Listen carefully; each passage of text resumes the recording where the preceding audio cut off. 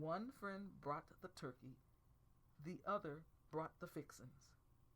Ursula made pumpkin pie. She said they were still having a good time but wanted to talk to us. Philip shouted "Happy Thanksgiving" in the background as he played with little Phil. Andrew, Mommy, and Daddy shouted the same to them and added "See you in December" during the Christmas holidays. It seemed as though Ursula had made a good impression with the library staff and things were running smoothly. Although Philip was gearing up for the start of his job in January, he was truly enjoying the time he had bonding with his son. After that phone call, we all got sleepy and decided to go to bed. Thanksgiving 1967 had been magnificent. I rose early Friday morning. When I opened the window, I found it was a cloudy, brisk day. Mommy and Andrew were already downstairs, casually munching on breakfast and chatting. I always liked breakfast the day after Thanksgiving because we generally ate leftovers from Thanksgiving dinner. Quickly I joined them and munched too. Andrew told me last week he had gotten a call from Romeo Watson, one of his best college buddies. It seemed Romeo was bursting at the seams because he had just proposed to his girlfriend, and she said yes. Andrew congratulated him and shared his own romantic story. When all was said and done, Andrew asked Romeo to be in our June wedding. I told Andrew love was in the air. Daddy was the last to come downstairs. Mama added some of her marvelous eggs with cheese and tomatoes and biscuits for breakfast. It was a morning feast. Andrew said he needed some of the cranes from the steel mill to hoist him out of his seat because he had eaten too much. Daddy told us to finish ASAP because he wanted to take us downtown to see the Youngstown Thanksgiving Christmas holiday parade. I was very excited because I always had a good time at parades. We put on our coats and headed toward the garage. When we got in the car, we began singing holiday songs. As we came near to the downtown area, many folks had already gathered to get prime viewing spots. Daddy parked the car on a side street close to the main street. Andrew got out, helped me out, opened the door for Mommy, and helped her out. Daddy saw some people he knew and told them about Andrew and me. He gleefully introduced them to us. Mommy was beaming too. Deep inside, I felt like the king and queen had arrived with the prince and princess. The parade started with a convertible car carrying the mayor of Youngstown and his wife. He waved at everyone and welcomed all to the parade with a megaphone, sometimes called a bullhorn. The city showed off some police officers, and some firemen were riding a big red fire truck and ringing the fire bell. Especially featured was the Dalmatian dog. A record number of people were lined up watching the parade. Excitement filled the air. Andrew was fascinated with the drill teams. Those young black kids displayed an amazing ability to do complicated steps together. They were disciplined and proud to be a part of their units. Mommy and Daddy and I were immensely impressed with their presentations. And yes, my high school band marched convincingly and sounded mighty good too. It had more players than any other band. The Mahoning County Jugglers Drum and Bugle Corps stirred up the bystanders with their display of precise patterns. I don't think I remembered anything about the Mahoning County Jugglers Drum and Bugle Corps. Huh. Well, that's what happens when you leave home. The Irish bagpipers truly delighted the people as they played the Little Drummer Boy while moving along the parade route. At long last, Santa Claus and Mrs. Claus came riding in a sleigh. They even had real reindeer pulling them. All the children called out to him. Some had to be restrained, for they wanted to jump on the sleigh, but the elves were there to protect them. It was definitely a good parade. Nevertheless, Mama said she was glad it ended because her feet were tired. Luckily, our car was close by. Andrew and I put our arms around each other as we walked back to the car. Mommy and Daddy held hands, as they always did.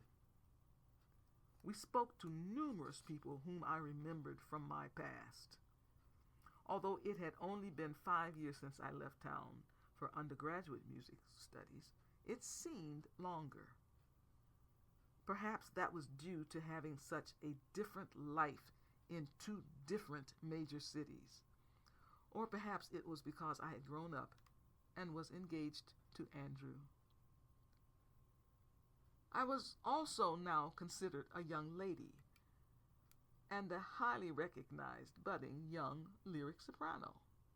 Well, all was right with the world. Back home, Daddy took a little nap because he was scheduled to work the 11 to 7 shift at the mill. I always felt sorry for Daddy because he worked so hard to provide for us. When he got up, Mama gave him a sandwich, a piece of pie, and a cup of juice, and sent him on his way. Saturday morning, my brother Waylon called to ask if he could come the next morning to meet Andrew and get measured for a new leg. My parents told him to come. They planned to play hooky from church because Waylon could only come on Sunday, and Andrew and I both had to leave that afternoon. It promised to be a very busy day with a tight schedule. Andrew and I spent some quiet time together, cuddling on the couch. He shared his feelings about being in our family. He said he felt so good until he was more effective at the clinic. He no longer envied people who prepared for the holidays because he too now prepared. He finally functioned like a total human being. I looked him in his eyes and told him how much I loved him.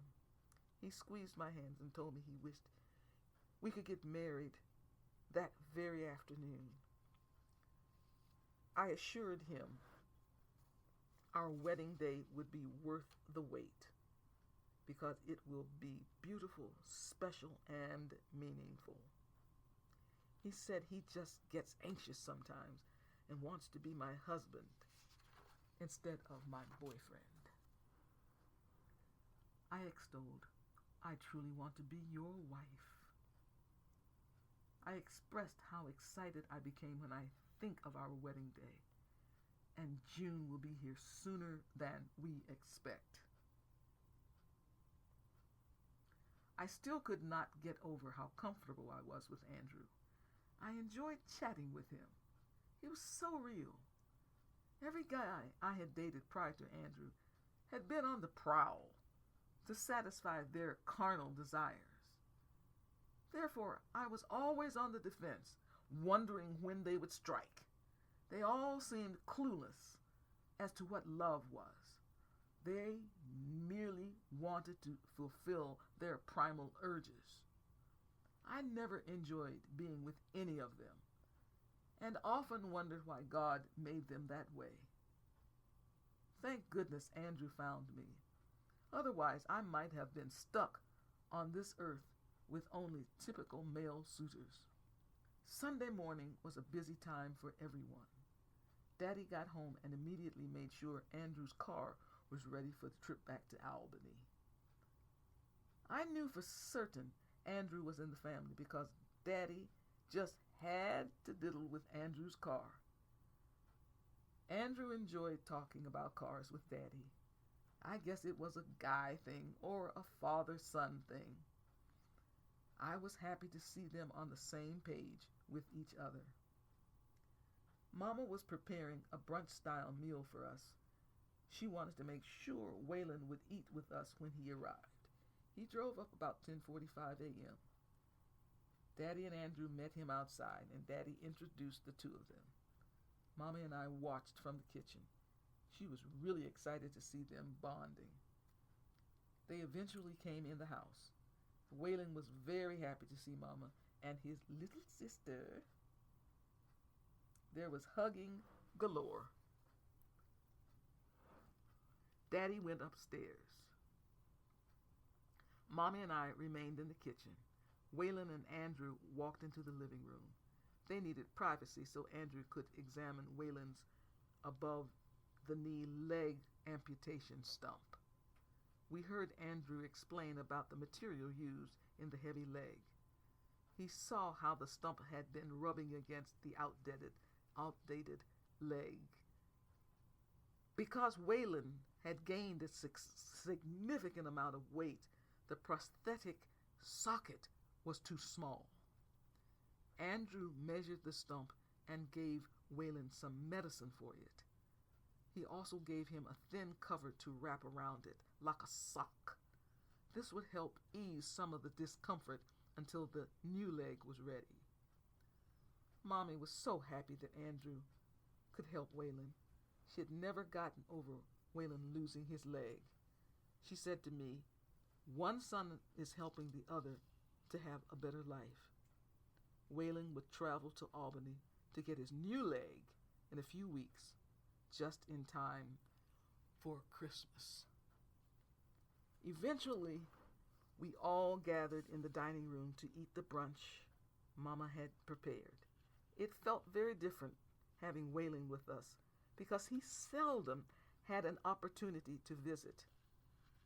Being a full-time barber meant he worked long hours 5 days a week. Although he was off on Sunday and Monday, he generally spent quality time sleeping, resting, and catching up on around-the-house chores. Because of his heavy artificial leg, it was difficult for him to do some things. However, that would soon change. We were all eager to talk to each other until there were several times everybody was talking at the same time. We laughed whenever it happened. Andrew enjoyed hearing about Waylon's life. Waylon told him about meeting his wife Ruthie for the first time at Barber Beautician College and how smitten he was. He emphasized how he knew she was the woman for him. Andrew then put his arms around me and said he could relate totally. Waylon was very pleased with Andrew and gave him thumbs up on marrying me. Mommy and Daddy applauded. Of course, I blushed. As the time passed, Andrew gathered his things and prepared to leave. He had a long drive back, and it was nearly 1 o'clock already. He said goodbye to everyone. I walked him to his car and kissed him goodbye. He then backed out of the driveway and was on his way. I went in the house, packed my bags, rushed out to Daddy's car, and then back inside. I told Waylon the upcoming Christmas holiday season would be life-changing for him. Mama proclaimed excitedly how God had sent Andrew to our family. She continued, saying, "He needs us, and we need him." Waylon fully agreed. By this time, it was 2 p.m. I had to get to the airport to have plenty time to check in. I hugged Mama and thanked her for everything she did to make Thanksgiving a great holiday. Daddy and I said goodbye to Waylon, got in the car, and took off for the airport. I thanked Daddy for providing me with everything I needed. We had a special daddy-daughter time as he waited with me for my plane. Eventually, the announcement of my plane came over the loudspeaker. I hugged Daddy goodbye and boarded the plane. The next few weeks were filled with heavy studying and practice in preparation for the upcoming exams and voice juries. I focused my attention on the graduate French and German classes because I took both that semester. Voice majors were required to practically master French, German, and Italian. I even went to see foreign films with no subtexts just to force myself to think in those languages. I read L'Étranger, the well-known book by Albert Camus. It stirred up conflicting realizations I had about life. I knew I had to dig deep to be able to answer philosophical questions about the book in French. In addition, I concentrated on German poetry and attempted to translate some which had become favorites of a German leader composer. Each day, I became more exhausted than the day before. I went over and over the basics of sentence structure in each language and increased my vocabulary daily. All that preparation made it possible for me to tackle the exams easier and quicker. I went about answering the questions with great confidence. I became a bit fatigued, however, because the tests were lengthy. Nevertheless, I completed them both before the allotted time came to a close. The voice jury was a breeze. I sang accurately, effectively, and joyously. Studying with Miss M had been wonderful. I was at peace with her. She seemed to understand me and always assigned spirituals for me to study. She knew that marvelous repertoire would allow me to tap inside my being. Somehow I naturally found my vocal placement, which I applied to all other repertoire. Christmas was on Monday, so I had to stick around to meet my Sunday church solo job holiday obligation. I had changed church jobs due to the development of a terrific musical relationship with the fine organist Lon Teeters at the Music Festival of the Berkshires the previous summer. I enjoyed being the soprano soloist at that church because it had a friendly, non-stuffy atmosphere.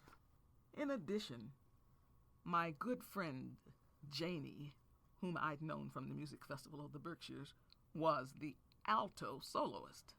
When we sang together, it was musical bliss as our voices blended beautifully. Thursday evening, we had a long rehearsal for the Sunday morning service and the special midnight Christmas Eve service. It began to snow lightly.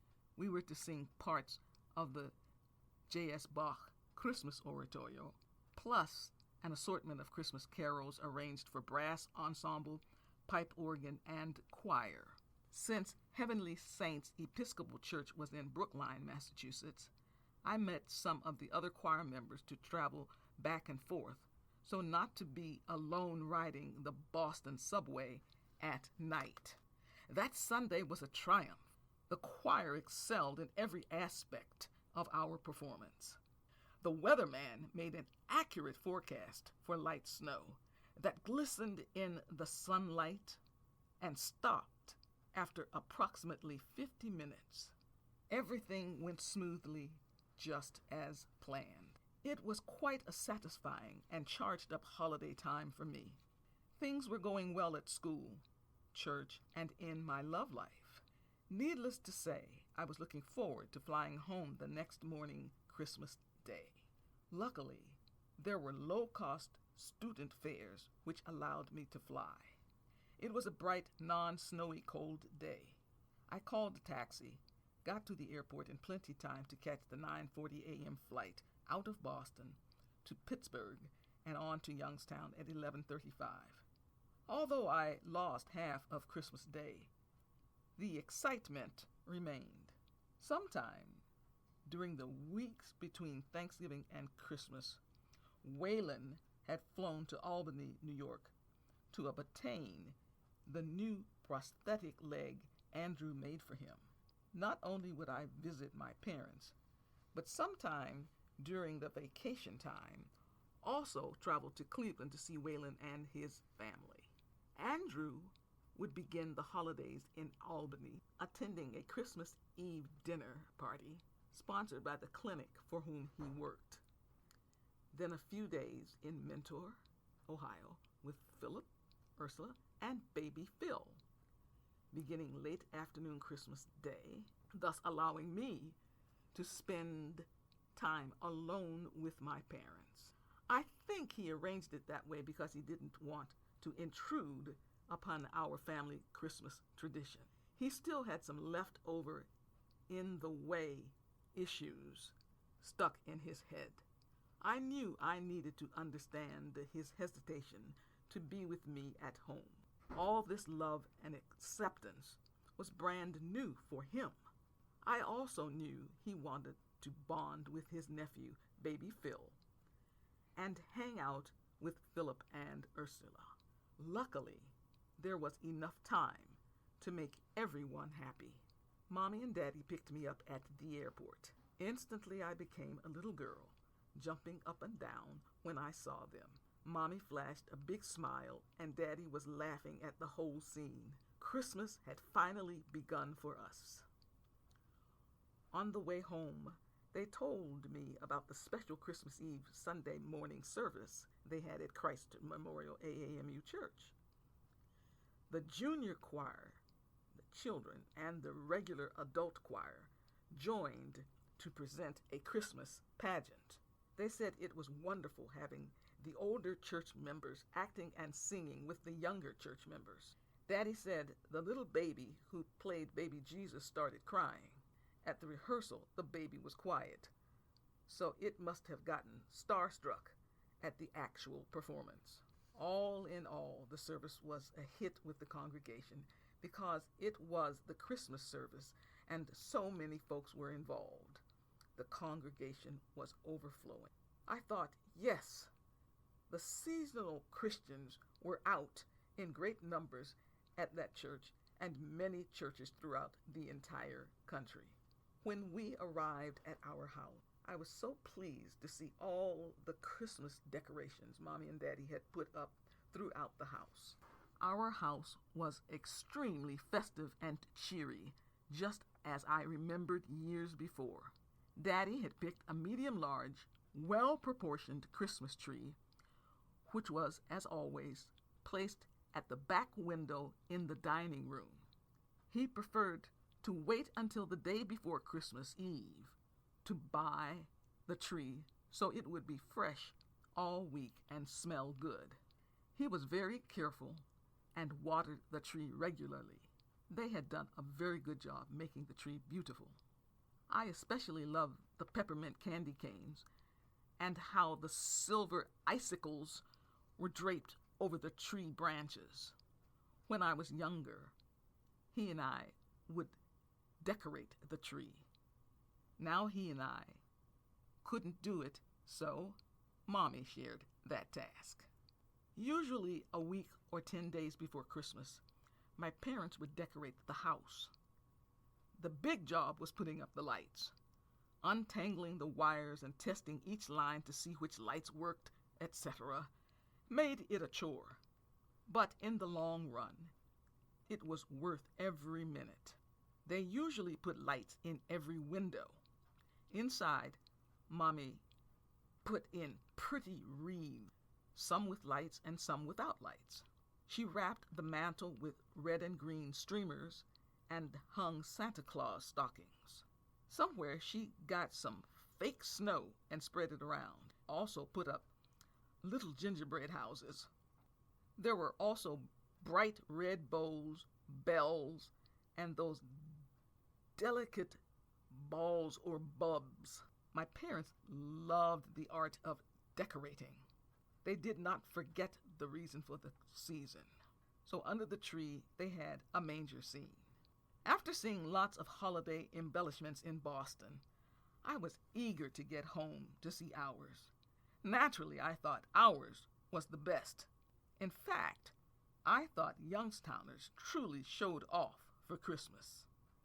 There was just something special about my hometown. The aroma of Mama's food permeated the house. Unlike Thanksgiving, which featured sweet potato pie, Christmas featured cakes and cookies. My, oh my, her butter cookies had just come out of the oven. But Mama's pineapple cake was number one for me. No one could beat her with that cake. Her coconut cake was also amazing. However, I loved pineapples, so I focused on that cake. Oh yes, let me not forget the sumptuous chocolate cake. Our kitchen always became a cookie cakery at Christmas time. There was one tradition, however, I never understood. Why Daddy would always buy a fruit cake. I absolutely hated fruit cake. That heavy, yucky tasting cake could stay in the store for all I cared. Luckily, Daddy had not bought a fruit cake that holiday season. I was so happy because I did not even like the way they looked. He told me he did not want to hear me complaining about the cake. I thanked him repeatedly. I had bought attractive winter scarves and mufflers for Mommy and Daddy and Andrew with their names stitched on them.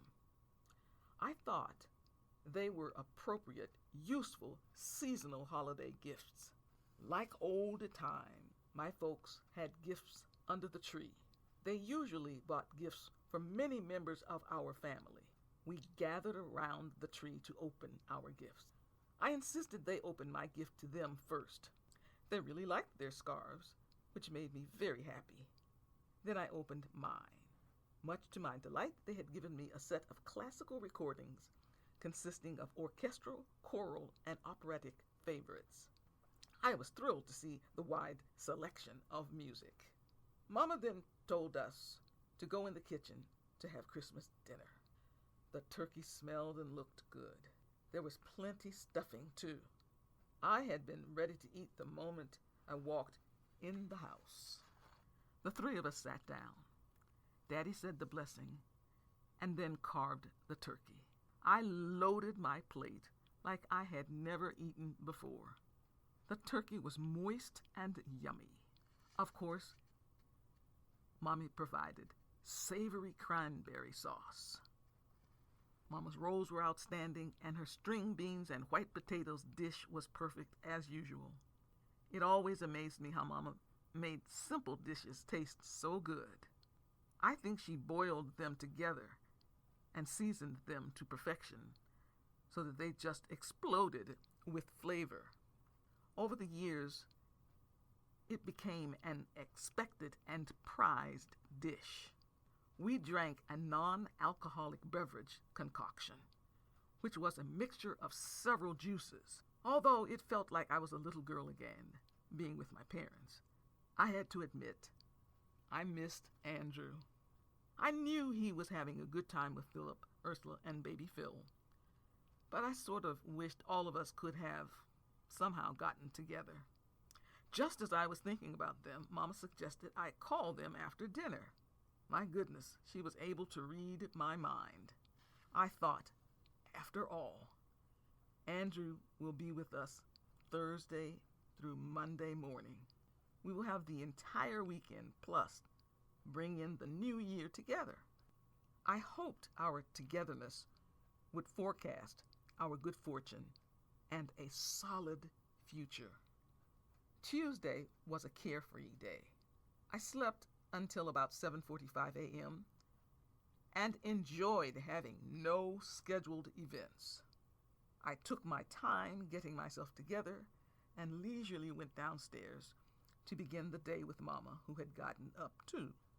There was oatmeal and orange juice on the table for breakfast. Frankly, I was still full from yesterday's Christmas dinner and didn't want much to eat. Mama and I went to the living room, delved into some music located in the piano bench, and began singing together. Daddy came downstairs and joined us. Thus, we had a family sing-along. I had fun accompanying us on the piano. It was a hoot going from one song to another and to not worry about all the technical angles of the music. In fact, we really sounded good. That afternoon, we visited Aunt Dukes and Uncle Isaac. Uncle Isaac was the brother of my grandmother, Mama's mother. Technically, he was my grand uncle, or as some say, great uncle. Aunt Dukes was the family matriarch and ruled the roost. Visiting them during the Christmas holidays had been a long-standing tradition, which I enjoyed as a young girl. Somehow I knew I must cherish our ways, for they will not be with me forever. Furthermore, I got a kick out of Uncle and Auntie. Since they had already met Andrew, they asked how he was and where he was. I assured them he was fine and would be with us later in the week. They said I was blessed to find such a fine young man. I agreed. I told them 1968 will be an exciting year, for I will get both my master's degree and my MRS prefix title in June, only 13 days apart. In their bedroom, Mommy and Auntie spent time talking about and showing off sewing and other craft projects which they had completed. I listened and marveled at how hyped they became with each sentence. They truly enjoyed making things with their hands. I could only sit and observe them, for I had nothing to contribute to their conversation. I possessed no artsy, crafty abilities whatsoever. I then went into the parlor and listened to Daddy and Uncle speak about recent happenings in the neighborhood. I was enthralled with their stories. Again, I could not join in the conversation, but I sat quietly and soaked it all up. I got great pleasure from watching the four of them interact with each other. They were having a ball. Before long, Uncle Isaac insisted we try his smoked turkey. He received a smoker for Christmas and actually worked his culinary magic out in the garage. He led us to the garage to see his new baby up close. I was intrigued with this appliance. Aunt Dukes also cooked something new for the season, her version of jambalaya. Mommy, Daddy, and I truly enjoyed the smoked turkey and the jambalaya. Both were outstanding.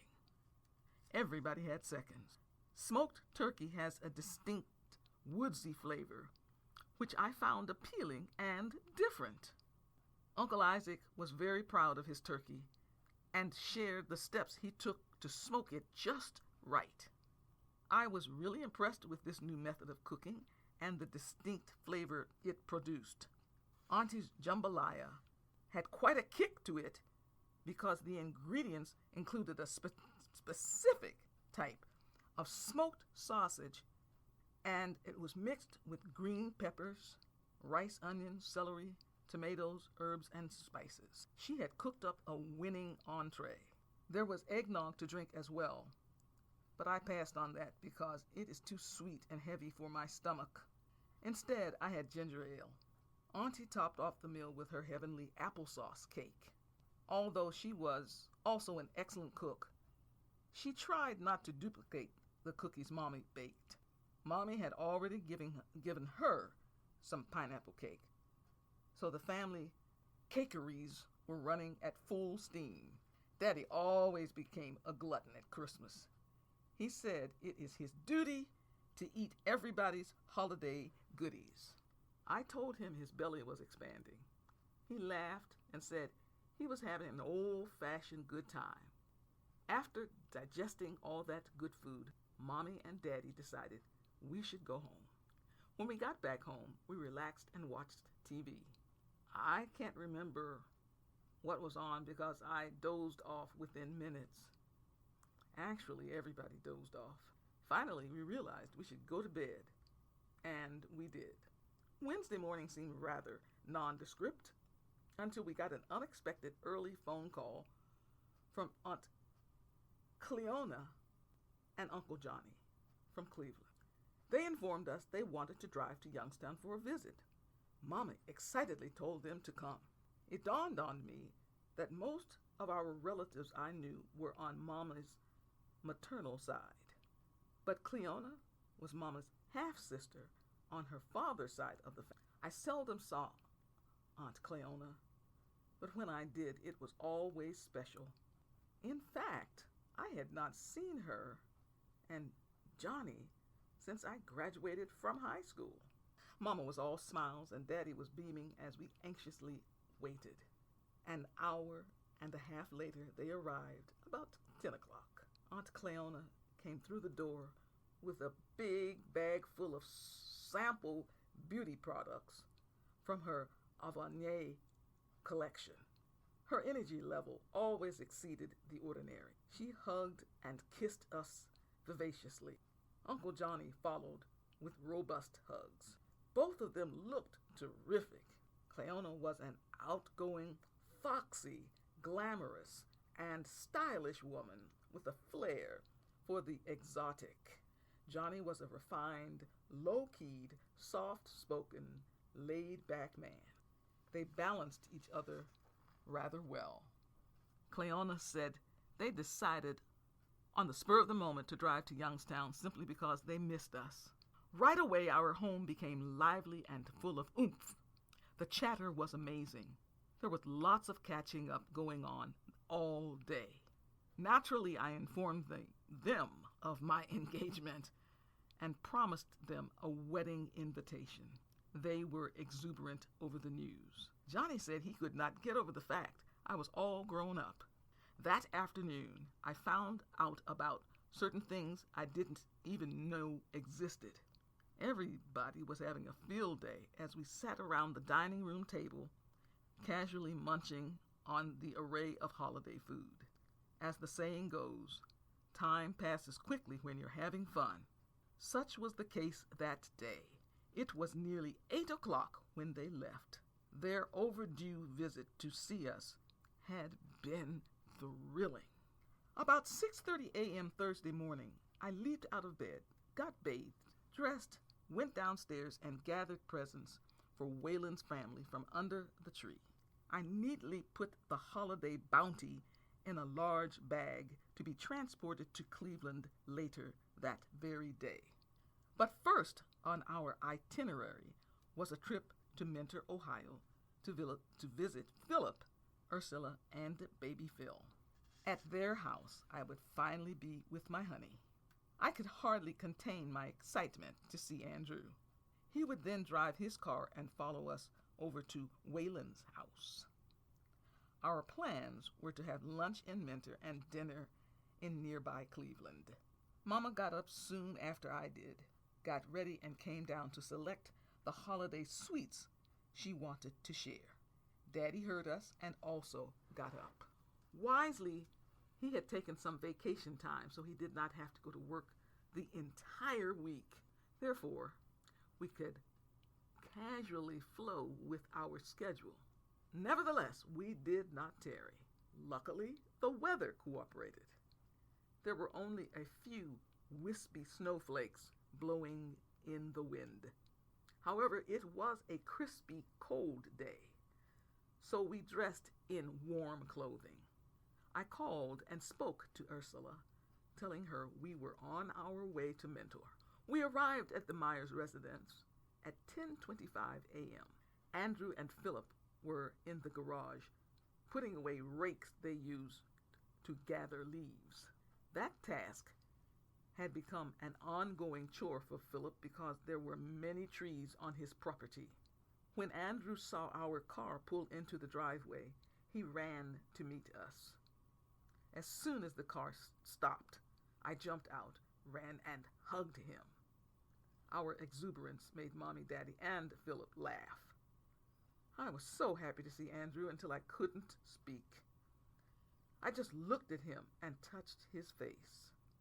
He also took a long look at me. Then he kissed his favorite freckle on my face. We were so caught up in the moment until we failed to acknowledge those around us. After a few moments, Philip tapped Andrew on the shoulder and suggested he and I join the family in the house. We meekly apologized and went inside. Andrew excitedly hugged Mommy and Daddy. I cheerfully hugged Ursula and Philip. They had spruced up their house with plants and adorned it with some attractive wall hangings. Although they did not have a Christmas tree, they did have a few poinsettias placed around, which gave the house a seasonal flair. They also had a large blow-up snowman, which was there for the baby's amusement. Baby Phil had fallen asleep in his crib, so we spoke a bit softer than normal. Ursula quietly announced lunch was ready. She had made a non-dairy tuna casserole. She told us it had mushrooms, whole wheat pasta, a chopped onion, chopped celery stalks, vegetable broth, peas, broccoli florets, non-dairy light mayonnaise, non-dairy creamer, white flour, tuna, and seasoned with salt and pepper. Mommy thought highly of the casserole and savored every bite. Daddy was impressed as well and really cleaned his plate.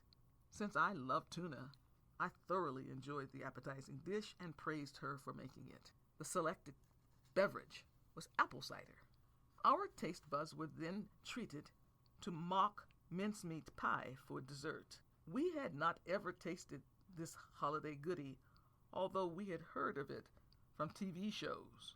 Its ingredients included peeled cut apples, dried currants, raisins, dried cranberries, dried apricots, sweet cherries, a little molasses, grated orange and lemon peels, ground ginger and cinnamon, ground allspice and cloves, a little sugar, and whipped cream.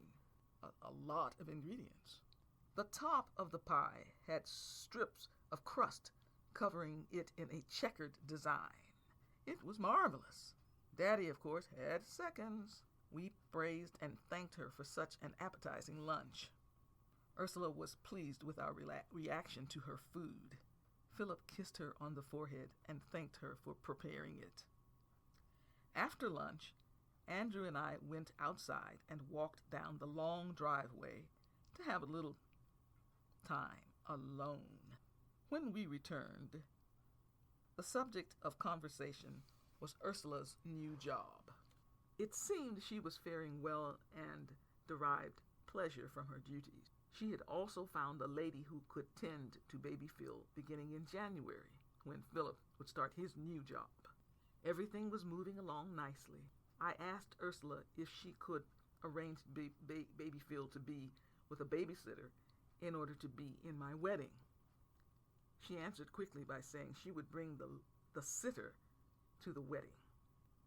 By then it was nearly 2:30 p.m., so we had to move on to our next stop. Baby Phil woke up just before we were leaving. We promptly greeted him. He was such a cute little fellow. Mommy then gave Ursula some Christmas cookies and thanked her and Philip for their hospitality. Andrew had already packed his things in his car, so he was ready to trail Daddy to Waylon's house. He said goodbye to Ursula and Phil and expressed having had a very good time. Of course, I decided to ride with Andrew. We arrived at Waylon's house around 3:30 p.m. There was no garage or driveway, so Daddy and Andrew found parking on the street. The whole family came outside to welcome us. Waylon Jr. yelped. Bevy and Carlos squealed. Then they grabbed my parents and squeezed them. Ruthie and her mom, Mrs.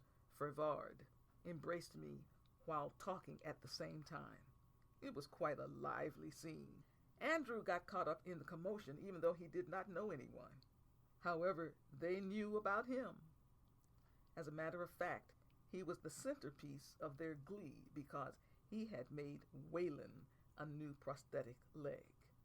Because Andrew designed, engineered, and had the leg manufactured for Waylon, he was a hero to their family. Upon seeing and meeting him, they became even more emotional. With tears in her eyes, Ruthie thanked Andrew for providing Waylon with a new lease on life. She said she had not seen her husband that happy since their wedding day. Andrew assured them that Waylon had served his country and deserved the very best the medical world could provide. Interestingly, Waylon had not yet gotten home from the barber shop. Mommy, Daddy, and I couldn't wait to see him walk in the house. Andrew said he had never been this pumped about one of his patients. He admitted it is different when it's family. In due time, the wait was over. In walked Waylon with a different stride. He was all smiles and eager to show off his new gait. He demonstrated his ability to walk at a good clip. Then he and Andrew hugged each other. Mommy broke down and cried. For her, it felt like Waylon was born again, or had a second chance to live fully. Daddy kept saying, "Oh, thank you, thank you, thank you." I was also weeping, seeing Waylon strut his stuff. He seemed so much more confident. Waylon walked to Mommy and held her tightly. While holding Mommy, he announced his intention to take Ruthie dancing. New Year's Eve. Everybody cheered. Ruthie shouted, "I never thought this could happen." Finally, everyone calmed down and assembled in the dining room for dinner. They had it set up buffet style in order for each person to serve themselves. Mrs. Frevard said the blessing. There was a lot of food. Ruthie said they planned that evening to be their main meal for the entire holiday season. Having everybody together and welcoming Andrew, the newest member of the family, meant the world to them. As was their tradition, they had capon instead of turkey. Capon, gelded male chickens, larger than regular chickens, but a bit smaller than a turkey, are full-breasted with tender, juicy, flavorful meat, well suited to roasting. Their capon was roasted to perfection. It was delicious. It was so tender until the meat fell off the bone. Ruthie also treated us to a new bread called mealie bread. Mealie bread, or sweet corn bread, is a type of South African cuisine. It is sweetened bread baked with sweet corn, traditionally buttered and eaten while still hot out of the oven. Her potato salad was fabulous, but I particularly enjoyed her kale salad. She explained she removed the kale leaves from the stalks, then rolled them up in batches and sliced them very thinly. Placed in a kale bowl, she added half the dressing and tossed. Then added mushrooms, onions, and crisp fried bacon and tossed again. Finally, added goat cheese and more dressing, if needed, and tossed for the last time. We even had non-alcoholic hot wassail to drink. I absolutely love wassail, so I was thrilled. Ruthie made hers with 1 gallon apple juice, 1.5 cups orange juice, 1 cup lemon juice, 3 cinnamon sticks, 8 whole cloves, 3 cups water, and 1.5 cups white sugar. Mixed it all together and brought it to a boil. It not only tastes good, but is also good for one's health. The cinnamon buns Ruthie had for dessert were perfect with the wassail. Andrew complimented Ruthie on her completely wonderful meal. He told her his taste buds were experiencing a kind of culinary excursion. Everyone raised their cups in agreement and said, "Hear, hear." Next, we gathered around the tree in the living room and exchanged gifts. The kids said they had 2 Christmases in 1 week. Needless to say, I cannot remember all the gifts, but I do know every person was pleased with every gift. Riding home with Andrew was the ideal way to end the day. I simply loved being with him. As I silently recapped the day, I was so happy to have witnessed the positive manner in which Waylon's family accepted him.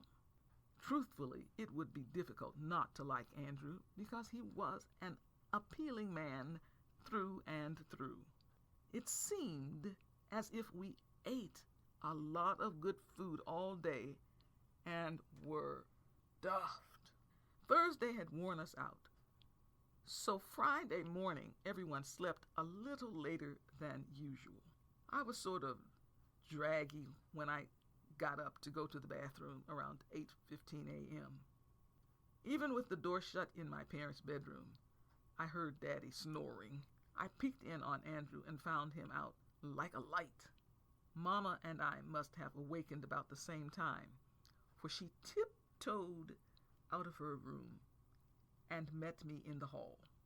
Naturally, I let her go first to the bathroom. Since I was still sleepy, I went back into my bedroom, fell across the bed, and closed my eyes. A few more minutes. Not too much later, I heard Andrew stirring, so I jumped up and dashed into the bathroom. Mommy and I were the first to get ourselves ready for the day. We talked in the kitchen. She was still reeling from the week's events and especially yesterday's happenings. She was a very happy mother, wife, grandmother, sister, niece, cousin, friend, and child of God. She constantly thanked God for blessing her. I walked behind her chair and put my arms around her. I told her I thoroughly loved her and she was the best mother in the world. I knew I was blessed to be her daughter. I made her laugh by nibbling her ear and giving her multiple kisses. In the midst of those kisses, Andrew had come downstairs and walked in on all the affection and gave Mama more kisses. I told her how much she meant to him and that he sincerely loved her. Mama took our hands and told us she knew our forthcoming marriage would be anointed.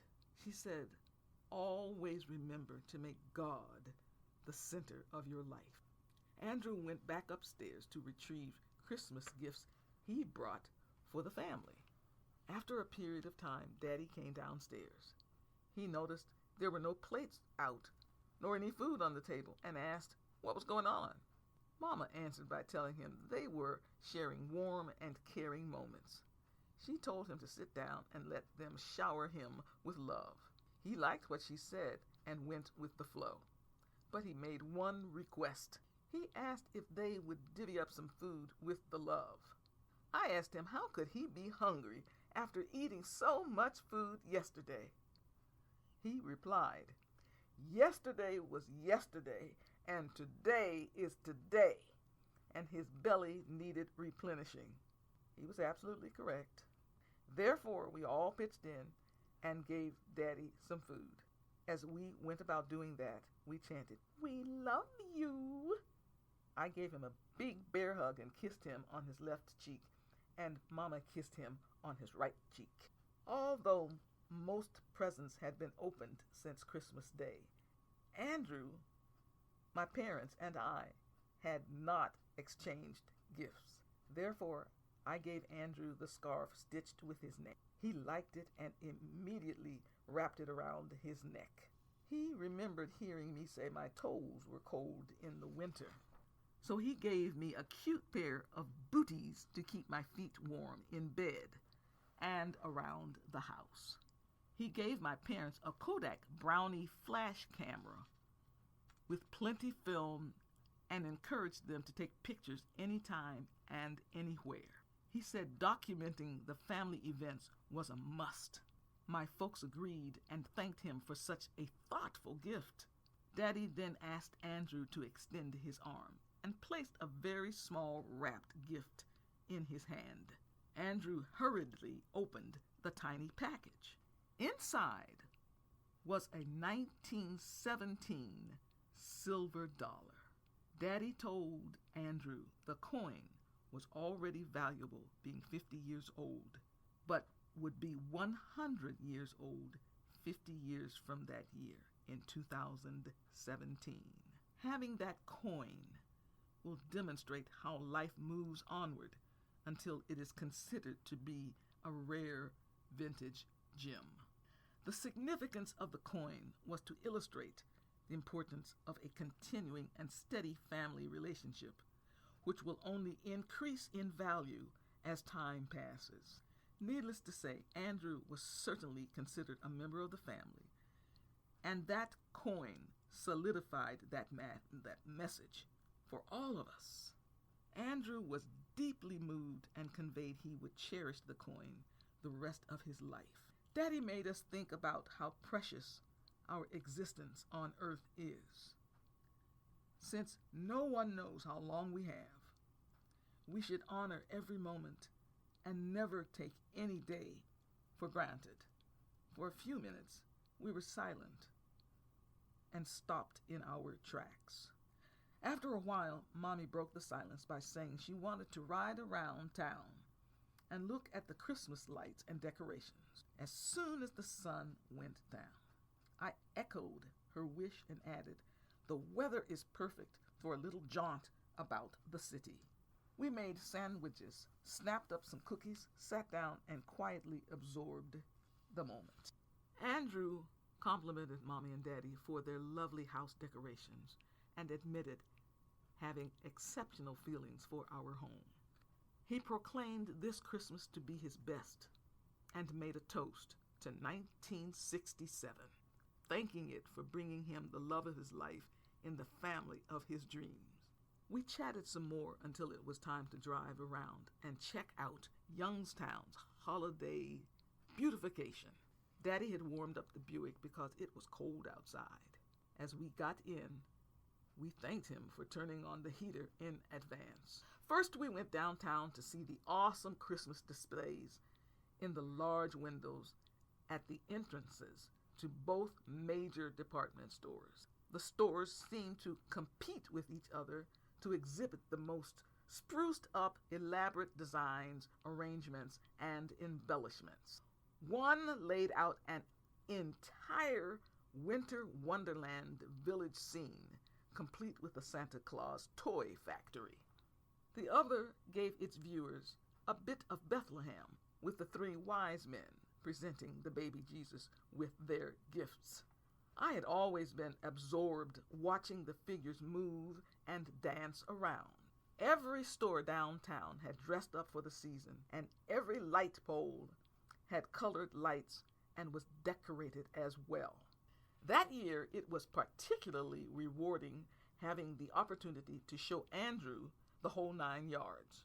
Next, we drove to the town square to admire the huge Christmas tree decked out with hundreds of beautiful lights, blinking in a systematic pattern to the sounds of recorded holiday and winter seasonal music.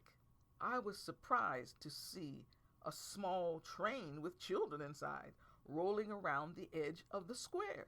Each child was given a rectangular button with a picture of the enhanced public square under a Y-Town 1967 heading. An added feature had lights strung from 4 buildings surrounding the square, which connected to 4 poles wrapped with evergreen branches and pine cones, giving the effect of a gigantic Christmas umbrella hovering above the entire square. It was a spectacular sight. Daddy said Youngstown outdid itself and put on a grand show. Andrew agreed and said he had never seen anything like it, not even in the big city of Chicago where he grew up. I was rather blown away with it, and proud as I could be. We were joined by many enthusiasts walking along and in slowly moving cars, marveling at the scene before them. As we drove away, the energy from the downtown holiday extravaganza brightened our spirits. We were all smiles and seemed rather invigorated. Daddy then took us to some streets that had decorating contests. The winning street was overwhelming. Every house had so many lights until the brightness hurt my eyes. That street suffered from overkill. Their electric bills must have been enormous. Although it was the winter, I thought the street was kind of gaudy. There was stuff all over the place, but no real theme. It gave me a headache. I was glad Daddy drove by quickly and on to some normal neighborhoods. One community had only candles in the windows. It was very attractive and had a calming effect on me. Finally, we were back on our street. It looked good, but not outstanding. Nevertheless, Andrew made us aware how tastefully decorated our block was. He also thought our house had classy adornments. Naturally, we appreciated his assessment. Mommy was especially appreciative because she worked so hard to make our house pretty. When we got inside, Andrew asked Mommy if he could make his special hot chocolate for us. He had brought a particular type of cocoa powder, slivered chocolate chips, some powdered sugar, cinnamon, and his secret ingredient. He wouldn't tell me.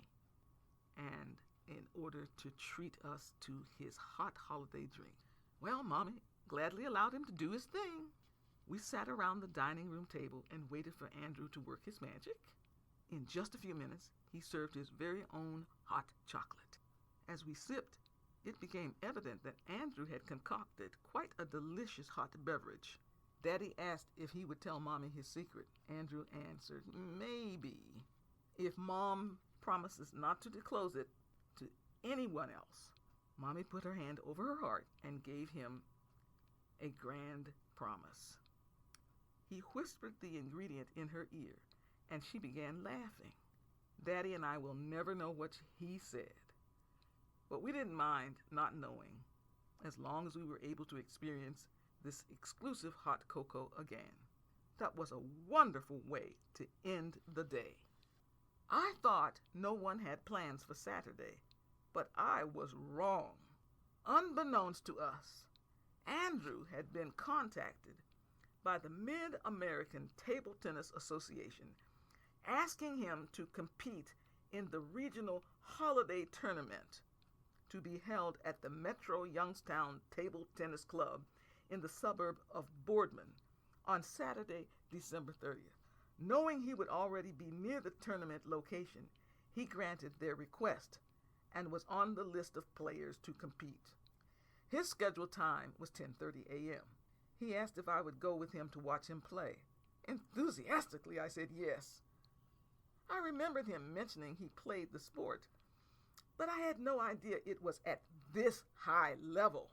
Although Andrew was rather low-keyed about his outstanding ability to play table tennis, he had been dedicated to the sport ever since he was 13 years old, playing regularly, mostly on Saturdays. I was absolutely shocked to read on the sheet he gave me that Andrew Porter was rated the third best player in the country. When my parents heard the news, they got excited and also wanted to see Andrew play. They asked if people were allowed to watch and were giving a resounding yes. He humbly said he had always been alone, so it never occurred to him that his new family might want to attend the tournament. Instantly, I insisted he must go to bed immediately to get a good night's sleep. Knowing he needed to be fresh and alert for the tournament, Andrew agreed to go straight to bed. Saturday morning, Andrew was very focused. He wore his playing shorts under his regular pants, accompanied the shorts with the tournament shirt, and carried his table tennis shoes in his sports bag. In that bag, he also carried a regular shirt sweater for after the tournament. We all had risen fairly early to be ready for the unknown venture ahead. It was a cornflakes morning for us all. Daddy drove us to the tournament located in Boardman, just south of Youngstown. We arrived at 9:35 a.m. There were many cars already in the parking lot because players were scheduled to compete as early as 8:30 a.m.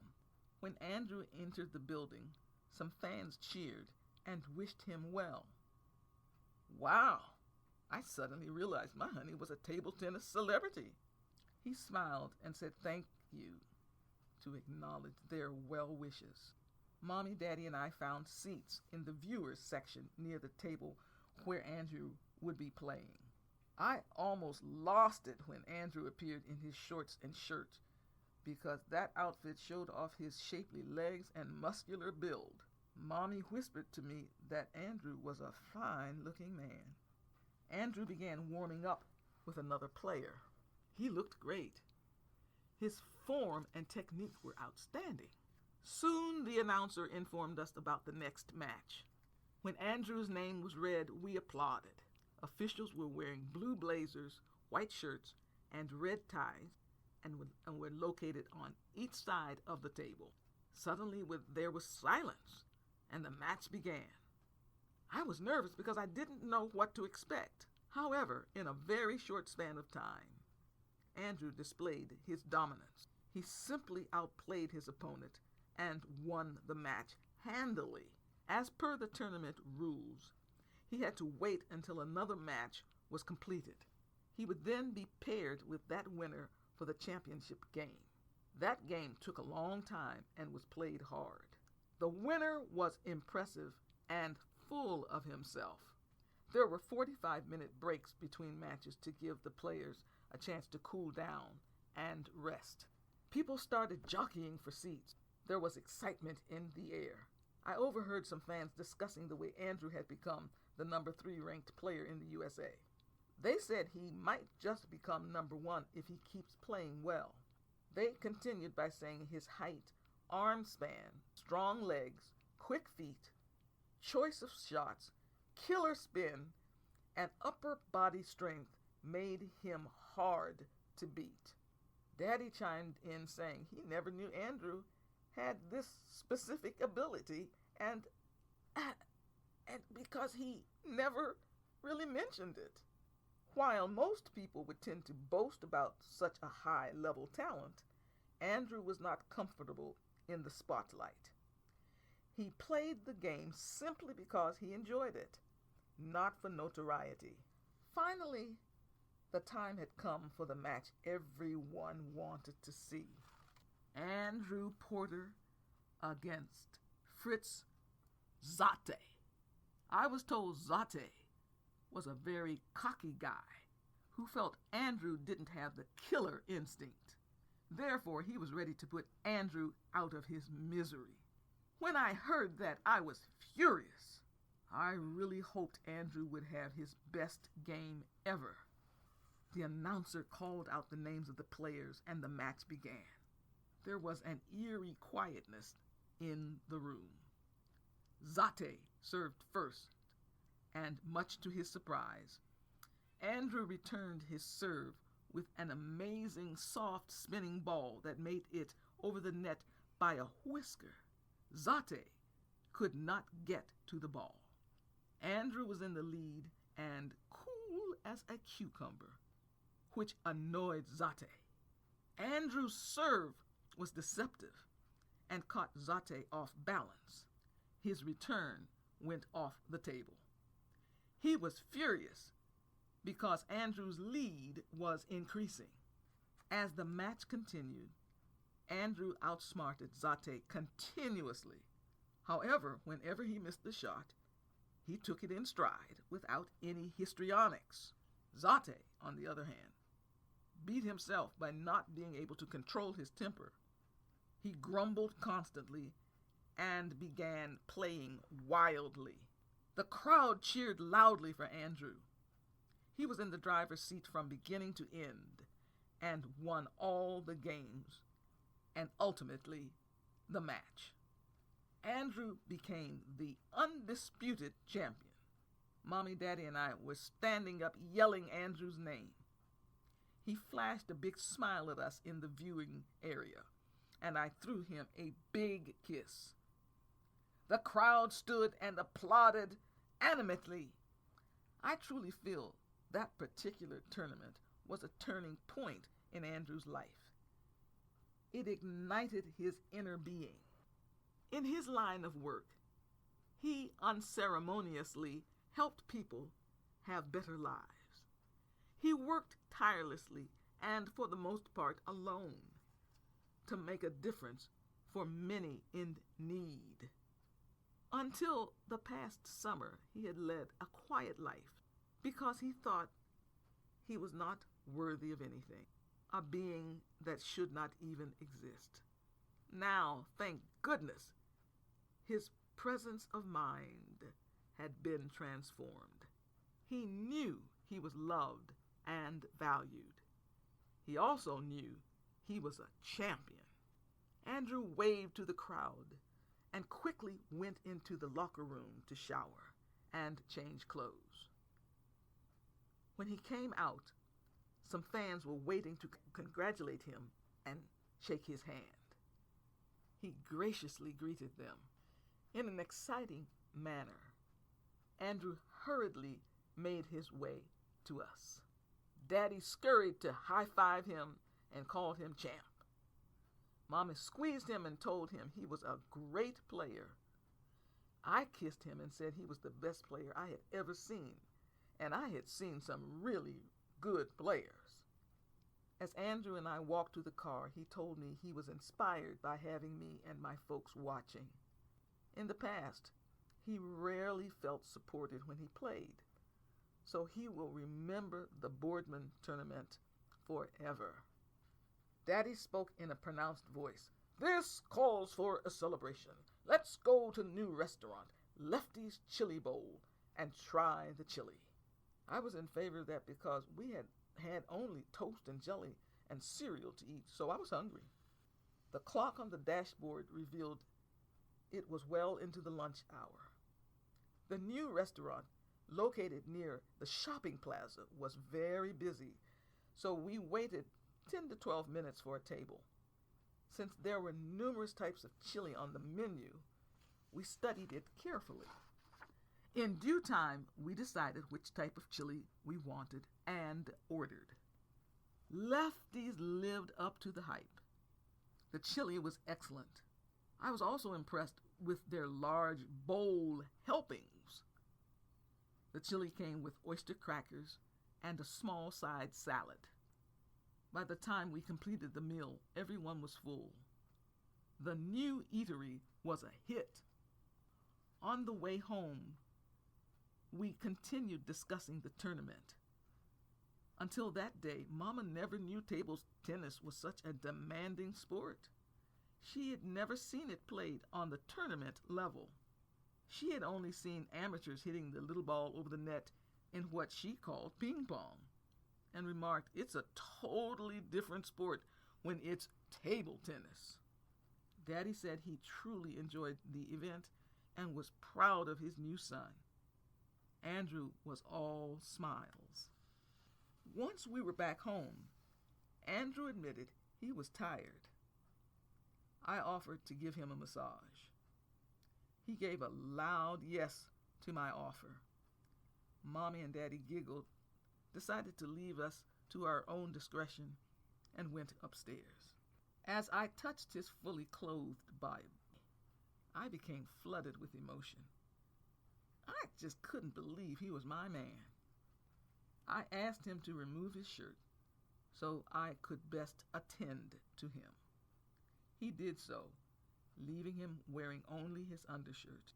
I liked being able to see and touch his muscles. When I began the massage, he sighed with approval. My heart was beating fast. Unexpectedly, he kissed my neck and ears. I moaned. He moaned, turned over, looked deeply into my eyes, and kissed me. His hands roamed over my body, which titillated me. We were definitely in the love zone.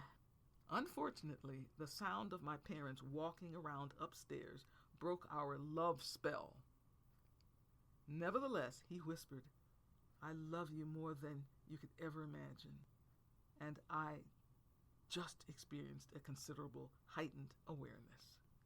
He held me tight. I melted in his arms. We had reached a new and higher level in our relationship. I gave him his shirt and suggested he put it on in a hurry. As he put his arms through the sleeves, I took the shirt and quickly buttoned it. He noticed my face was flushed. I told him his was too. We looked at each other and smiled because we realized we had just encountered a special, beautiful, and memorable moment which made us feel profoundly in love. For some reason, we couldn't stop staring at each other. He touched my face. I ran my fingers through his curly black hair.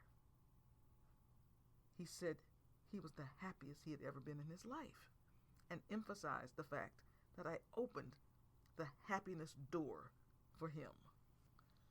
For a few moments, we sat on the couch, soaking up our romantic feelings. There was no need to talk. Our mild panting said it all. Before long, we snuggled on the couch. I felt his heartbeat as he lightly stroked my arms. I shut my eyes and took pleasure in the scent of his cologne. He turned on the TV in order to have some sound around us. It was interesting how I looked at the screen, but saw or heard nothing. Somehow, as I drifted outside my amorous state of mind, I clearly heard Daddy telling Mommy he was going downstairs to eat some cake. Without delay, Andrew and I perked up. As Daddy was rambling around in the kitchen, we decided to join him. Mama came down too and also had some cake. We had a cake-eating party, eating pieces of pineapple, coconut, and chocolate cake. Frankly, we ate enough cake to last until the next Christmas. After such a display of overindulgence, we needed to work off some of the calories. Andrew suggested we do the twist. I excitedly went to the record player cabinet, this unit in the dining room, and took out some 45s I had from my high school days. It just so happened I had the Chubby Checker hit tune. I put it on the turntable, and it played wonderfully. We lived it up, dancing and clowning around. Mama couldn't stop laughing. Daddy and Andrew really cut up a storm. I believe we did burn a considerable amount of calories during our dancing tomfoolery. After a short interval, exhaustion hit everybody at the same time. We made a beeline to the living room furniture to sit down. In spite of my slight fatigue, I went back to the stereo console and put on a well-known doo-wop tune, In the Still of the Night, by a group called The Satins. The words are, "In the still of the night, you held you tight, 'cause I love you so. Promise I'll never let you go. In the still of the night." Something about that song sparked an amorous interlude, which instantly motivated Daddy. He got up and asked Mama to slow dance with him.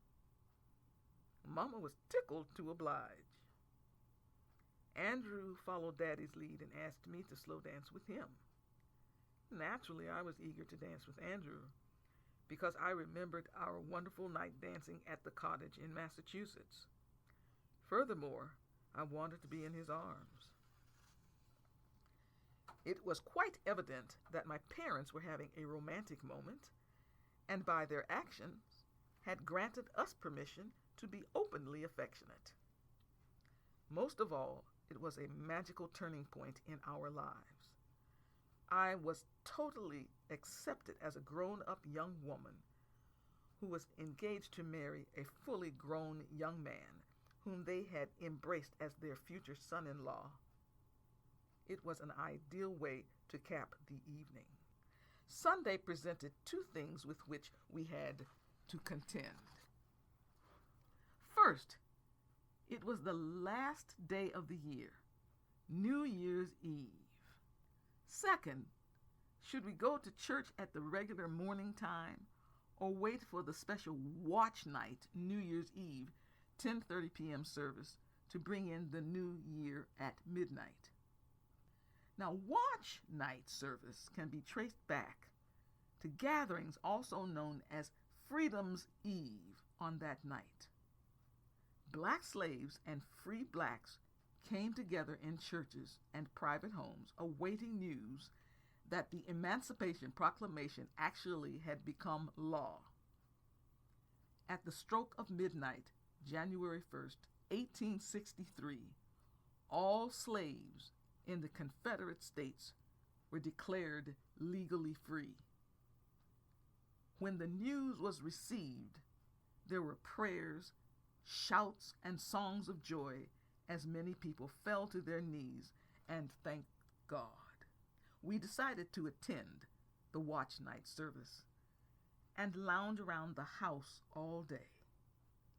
It was very nice not having to rush to meet any prescribed schedule. Mommy could not resist cooking for us, so with the remaining turkey and vegetables, she made an appetizing holiday stew. Since I loved hoe cake so much, she also made that. The juice mixture we had earlier in the week was still available for me to drink. Mommy, Daddy, and Andrew drank coffee. Right after our brunch, Mommy began preparing the New Year's Day meal, much to my dismay. I disliked New Year's Day and its food. In our family, that day had always been designated to take down the Christmas tree. It was the official end of Christmas. In the past, Daddy would be at work while Mommy and I dismantled the tree. Traditionally, while putting away the decorations, she and I usually watched college football bowl games, especially if the State University of Ohio was playing. Mommy didn't really understand football, but she was nevertheless an SUO fan, and I was. Plus, I understood the sport quite well. Although it was the beginning of the new year, for me it spelled the end of a good time. My biggest gripe, however, was the required food. Daddy always bought a hog's head and sometimes chitlins as well. He was superstitious and demanded we eat hog's head, which I refused to do. Collard greens, which I liked, black-eyed peas, which I liked, and chitlins, which I could do without. Of course, there was cornbread. He and I always argued about the hog's head, but I stood my ground. My other rub with New Year's Day harkened back to the stupid tradition which made females expendable. Somewhere in Daddy's history, if a female visited your house first or called on the phone first on New Year's Day, it was bad luck. The family would not prosper that year. Therefore, he always arranged to have the male cousins on both sides of the family visit our house early New Year's morning for good luck. He returned the favor, visiting their homes to bring them good luck. As a little girl, I went everywhere I could with my father. Little Joe and Big Joe, the father-daughter team. But on New Year's Day, I was not allowed to go with him. Mommy and I were not even allowed to call anyone on the phone. We even refrained from answering the phone in case a female had called. These stupid superstitions angered me, so I would not come downstairs to greet the males. Why were they more important than females? I didn't understand the rationale, and neither did they. It was just something they did. As usual, Daddy bought a disgusting hog's head and placed it on the end of the counter. I ignored it. I certainly would not be near the kitchen when Mama prepared that thing to be cooked. I squawked, "Yuck!" and stormed out of the kitchen. Andrew was clueless as he followed me to the living room. Needless to say, he had never heard about these New Year's superstitions and alienating traditions. Therefore, I explained to him the history behind the food and traditions associated with New Year's Day. Seeing how much the subject upset me, he extolled, "I have lived a good and prosperous life without all that rigmarole, and I will never push that stuff on you." Daddy heard him but said nothing. I knew Andrew and I would take another route to prosperity. He just could not help being caught up in all those backwards traditions. Mommy also heard Andrew and muttered, "Thank goodness the younger generation isn't falling for these superstitions." I cooled down by reading the Sunday newspaper. I always enjoyed the articles in the last Sunday of the year because there was always a recap of the year. The readers got a chance to relive the good, bad, and ugly of that year. I was amazed at the numerous things which had happened that might affect humanity for a very long time. One dominant thing which happened were the race riots in Detroit, Minneapolis, Newark, Boston, Tampa, Buffalo, Cleveland, Cairo, Illinois, suburb of Chicago, Durham, North Carolina, Cambridge, Maryland, Memphis, Milwaukee, New York City, Rochester, New York, Birmingham, Alabama, New Britain, Connecticut, and a few others.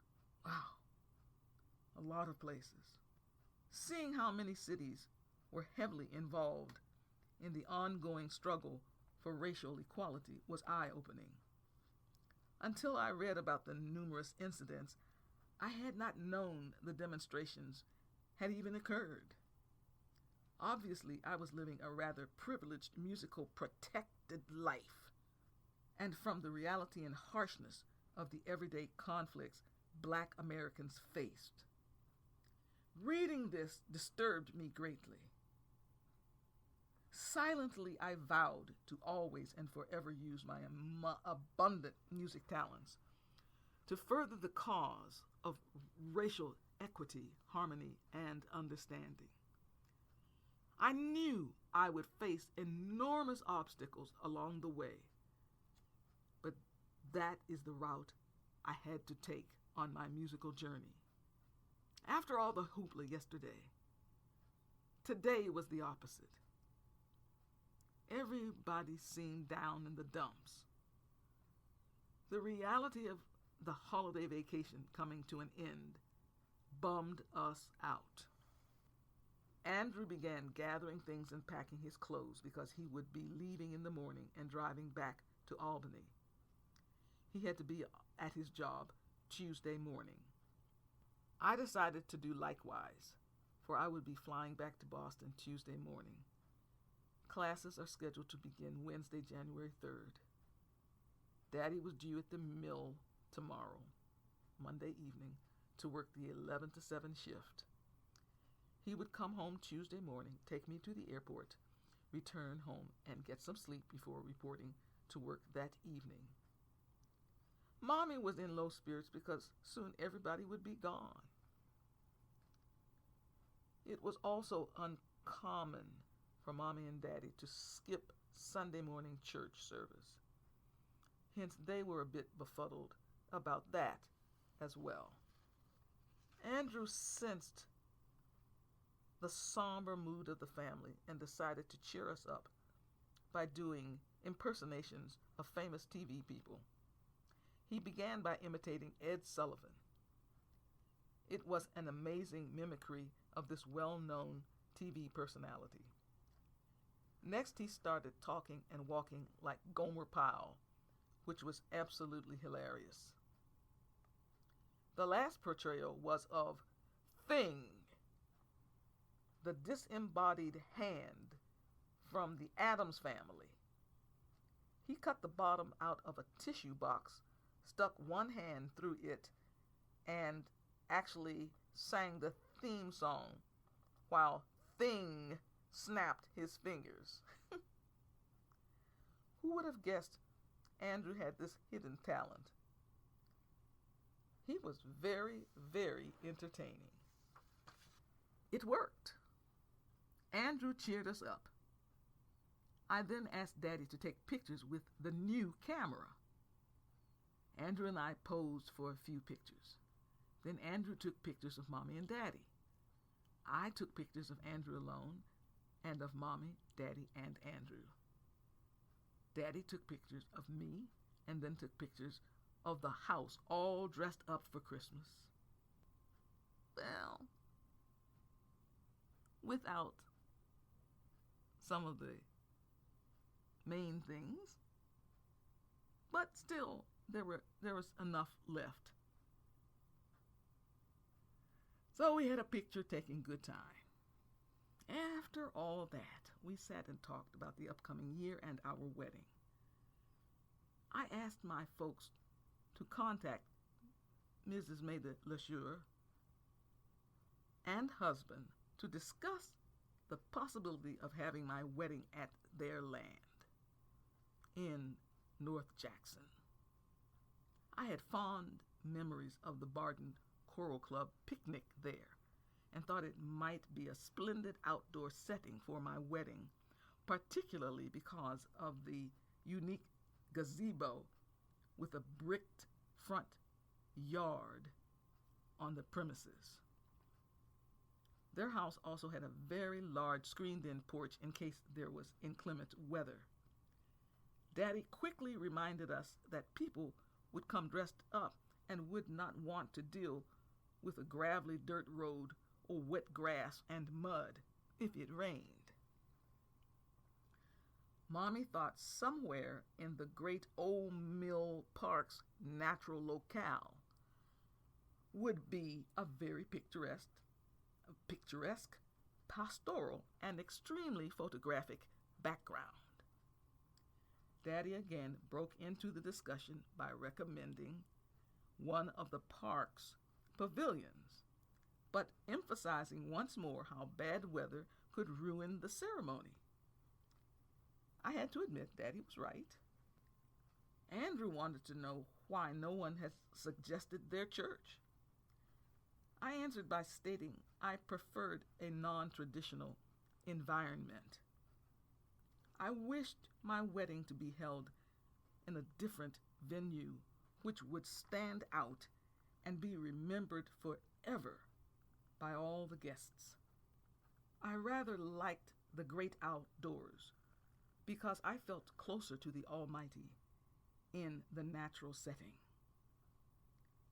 He then stated, "Whatever location you choose will be fine with me." I then informed my folks of my desire to have my former violin teacher, Mrs. Lorenz Mickles, and daughter Linda, a violist, to play all the music. They would certainly make a wonderful musical duo. Andrew chimed in by saying the charming sound of those two stringed instruments would captivate everyone. However, there was a serious problem with my choice of musicians. Mrs. Mickles had moved to Phoenix, Arizona. Therefore, the likelihood of them returning to Youngstown for my wedding might be a long shot. Nevertheless, I asked Mommy to call her in a couple days. Likewise, I needed to touch base with my good friend, Judy Lumpkin, to ask her to be a bridesmaid. We became good friends when she and I periodically represented Bishop Scottsdale in the AAMU Church Sunday School talent shows. She was an orator of the highest caliber. Her delivery of James Weldon Johnson's poem, The Creation, was truly incomparable. I admired her tremendously because she was gifted, intelligent, and mature. Mommy promised to call her parents in nearby Farrell, Pennsylvania, to relay the message. Before we realized it, the time had come for us to dress for the watch night church service. Just before 10 p.m., we got in the car and headed for the church. It was a brisk evening with a slight hint of snow. Much to my surprise, a considerable number of cars were already parked in the lot. When we entered the church, there was jubilation in the air. Everyone seemed lively. The church members gave Andrew and me a warm welcome with holiday greetings and hugs. Wouldn't you know it, Mrs. Smythe was front and center. She was overjoyed to see Andrew, but barely spoke to me. It was obvious she could not control herself around Andrew.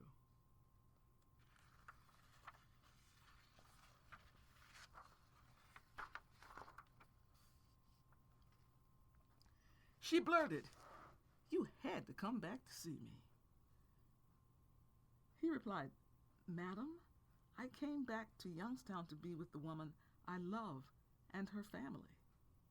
She quipped, "Sure, honey, whatever you say," as she strutted off in a huff.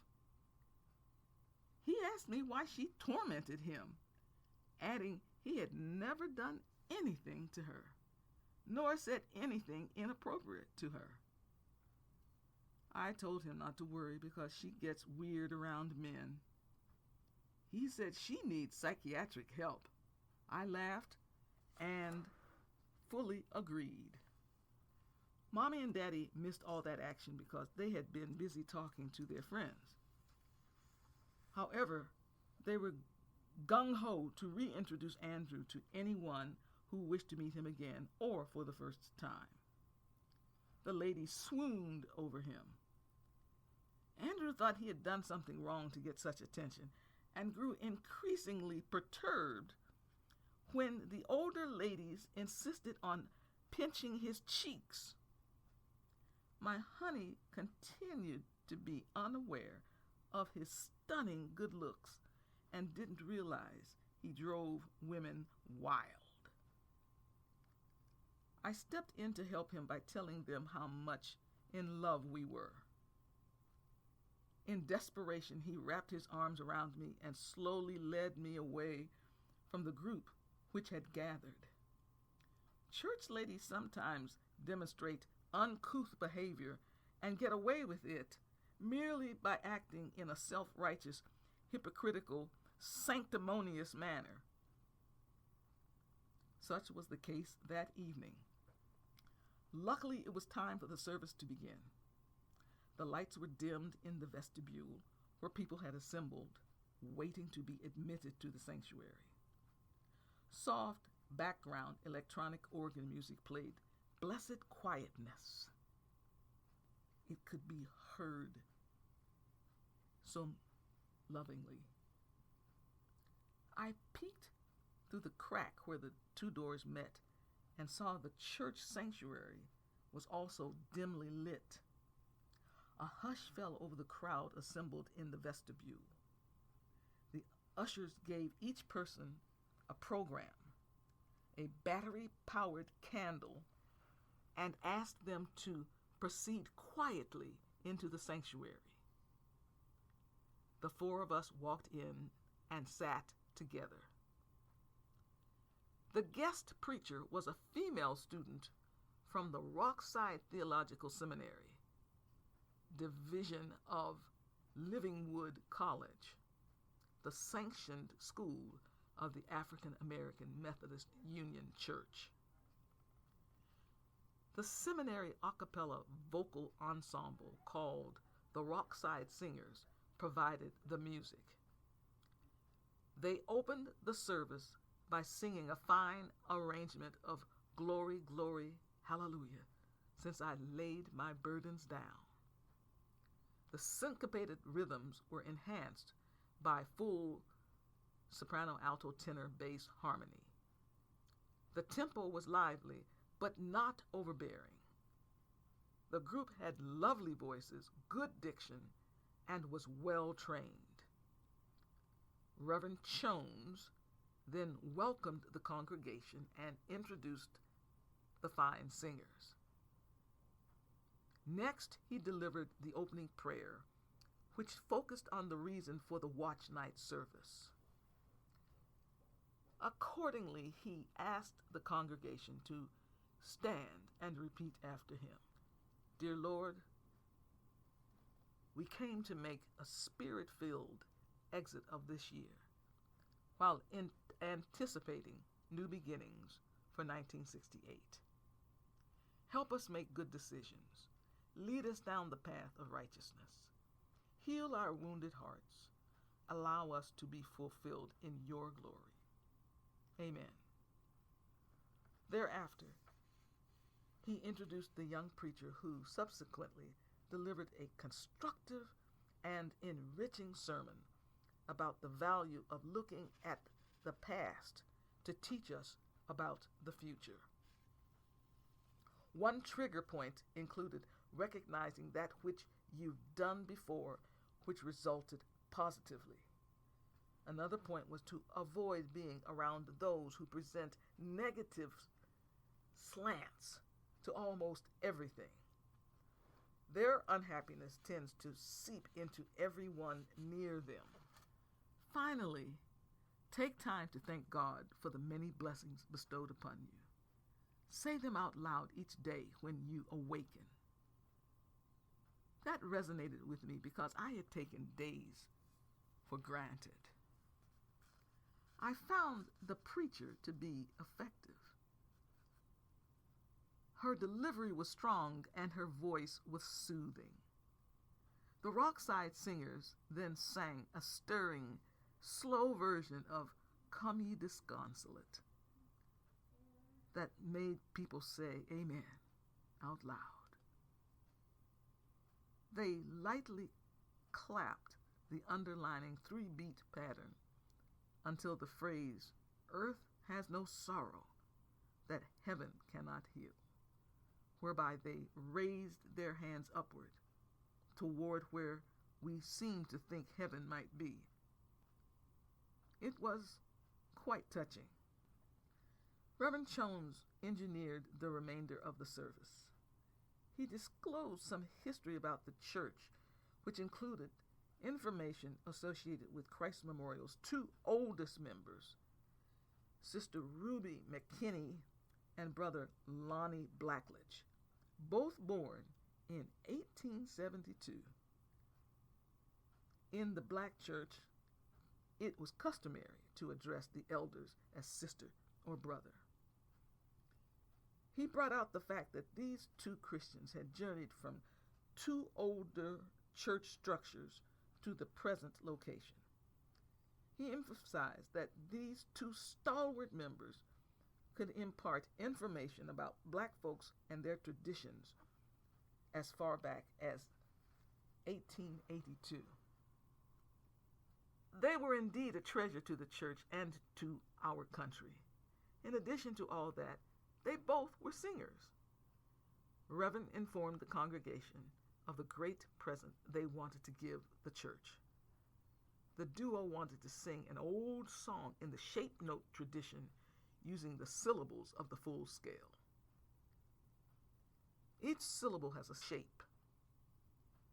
The shape included a diamond, a sort of upside down diamond, a triangle, a kind of sideways triangle, a rectangle, a square, and a regular looking note. The shape tells the singer what pitch to sing. They were escorted to the front of the church where they began to enlighten us. First, they wanted us to know there were two systems of singing syllables. One way white people sang with only 4 syllables, do, fa, sol, la, and at a faster tempo. The second way black people sang with full scale syllables, do, re, mi, fa, sol, la, ti, using a definite, soulful, and slower tempo. I was fascinated with this American phenomenon and thought it should be taught in music theory classes. I knew for a fact that music school graduates could not look at this type of music transcription and sing it accurately. As a child, I remembered Brother Blackledge singing the syllables and not understanding what he was doing.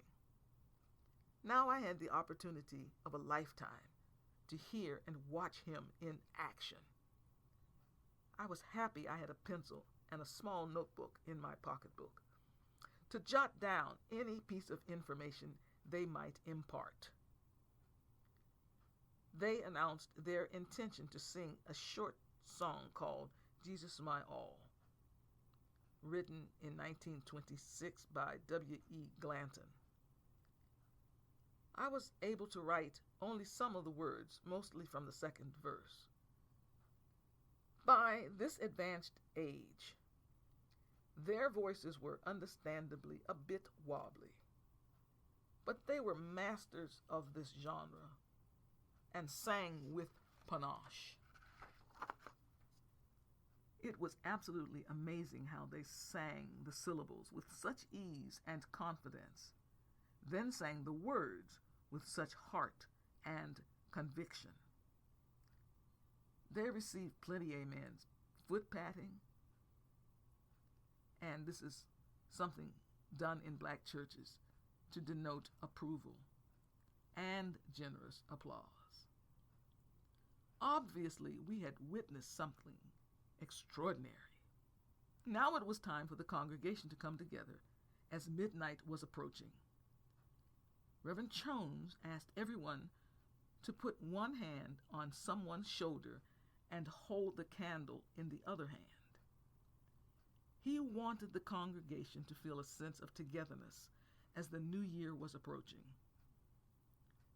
There were 4 minutes of complete silence, 2 minutes before midnight and 2 minutes after midnight.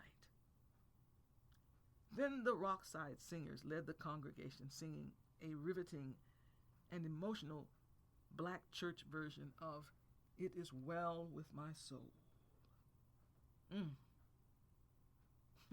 When peace like a river attendeth my way, when sorrows like sea billows roll, whatever my lot, thou hast taught me to say, it is well with my soul. The sound of the congregation singing the chorus to It Is Well With My Soul was awesome. The peaceful, calm, God-filled atmosphere was the best way possible to bring in 1968. At the end of the song, Reverend lifted his hands and stated, "Blessings be unto you, ye children of God. Go forth and have a happy new year." Then the organist played the familiar children's song, Hallelujah, hallelujah, hallelujah, hallelujah, praise ye the Lord. Hallelujah, hallelujah, hallelujah, hallelujah, praise ye the Lord. Praise ye the Lord, hallelujah. Praise ye the Lord, hallelujah. Praise ye the Lord, hallelujah. Praise ye the Lord.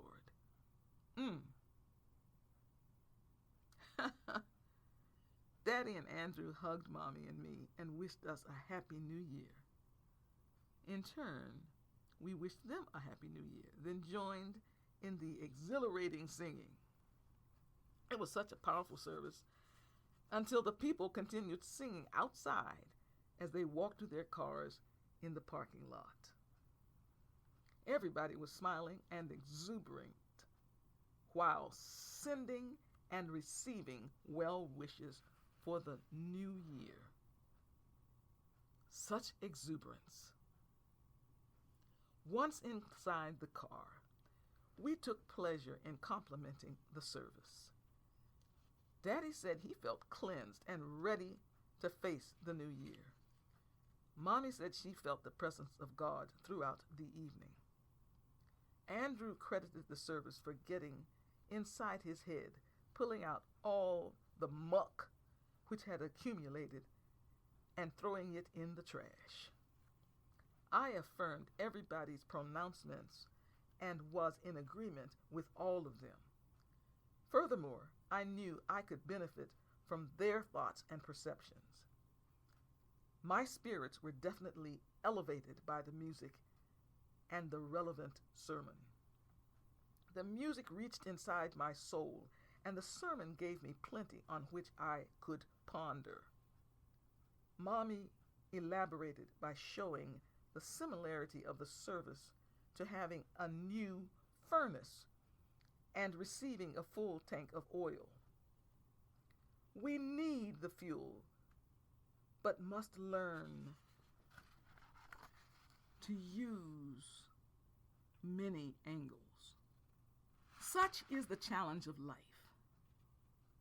Once we got home, we went straight to bed because our challenges would begin later that very morning. Although we had a short sleep, everyone awakened fairly early Monday, New Year's morning. Daddy did his thing by going to the homes of families and friends, spreading so-called good luck.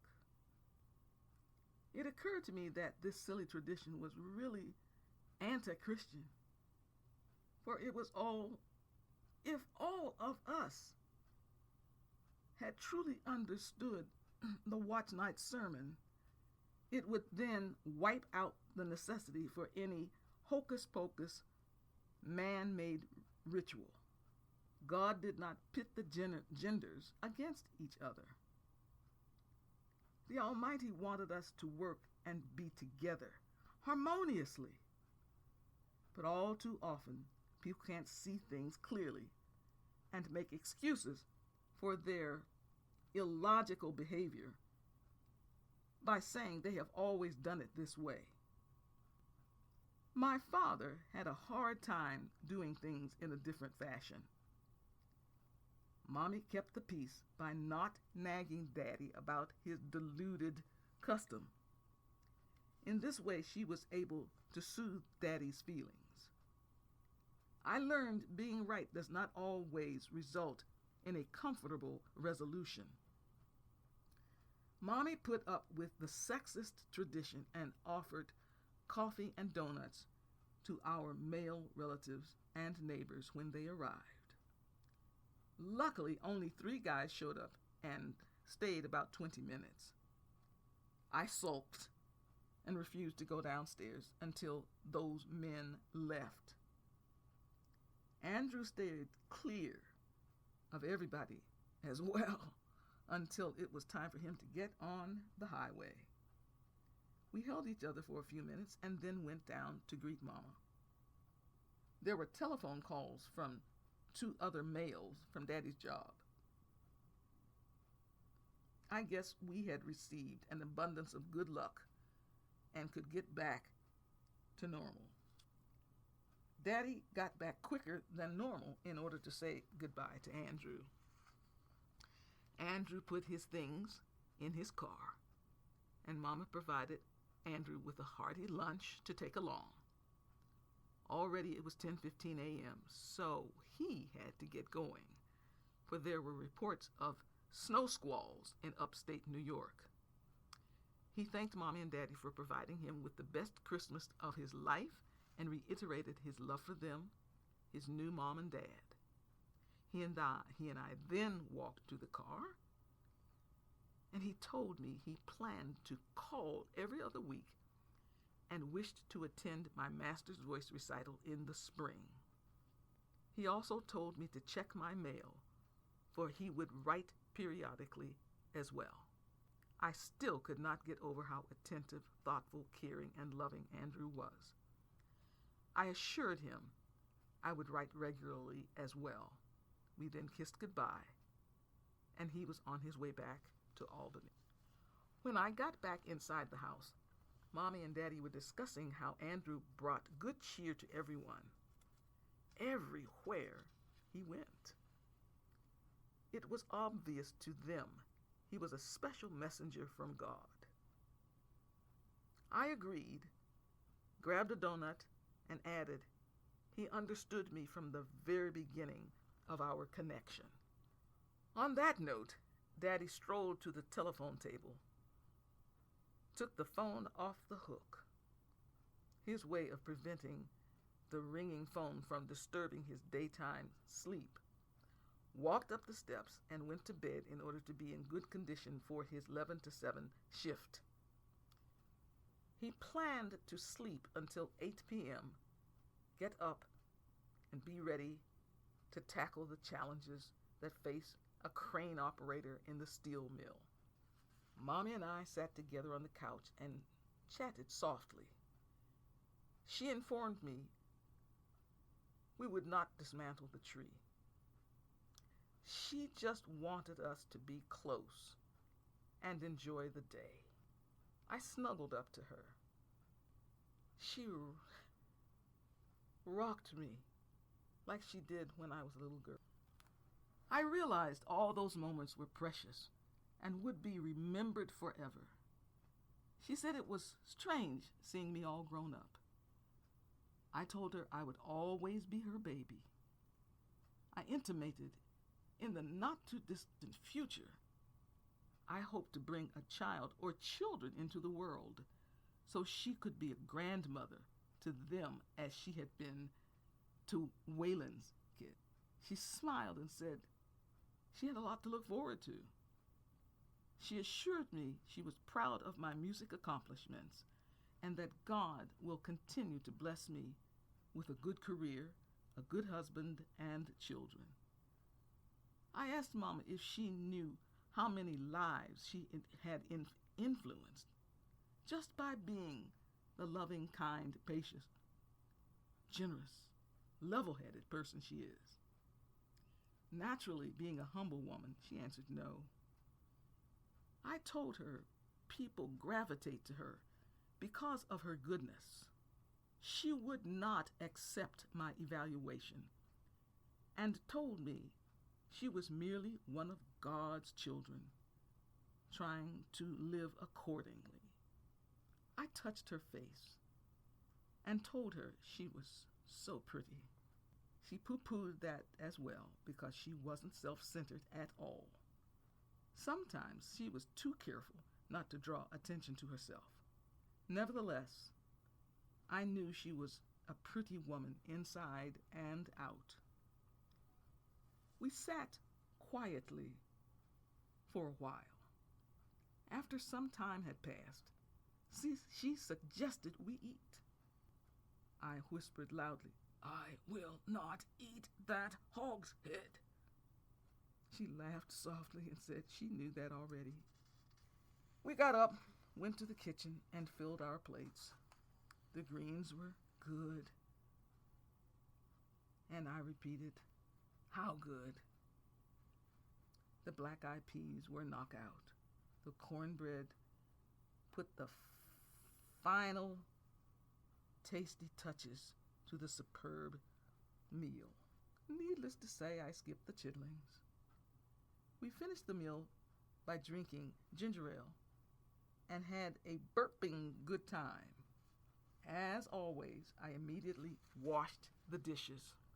Mama went to the cabinet in the dining room and took out the Scrabble word game. She loved playing, as she called it, an educational game. It must have been in our blood because I, too, loved playing Scrabble. We played quite a few games with great intensity. Our focus was not on winning, but to demonstrate the ability to find words to place on the board. Not always do those words make a big score, but the word was found. That meant we were able to increase our vocabulary. Mama favored keeping the mind sharp. It certainly paid off for her, because she was one of the smartest people on earth. If I must say so, I was following in her footsteps. For I actually won a couple tough-fought games. We constantly praised each other for our efforts. Before long, it was time for Daddy to get up. Mama made a full plate of food for him, including his beloved hog's head. When he got to the table, he roared like Tony the Tiger, saying, "That's great looking food." He snarfed up everything on his plate within minutes and had seconds, of course. The phone rang, so I answered it. It was Andrew reporting he had made it back to Albany without any problems. He had encountered some snow around Syracuse, which slowed him down a bit. Wisely, he took his time and drove cautiously.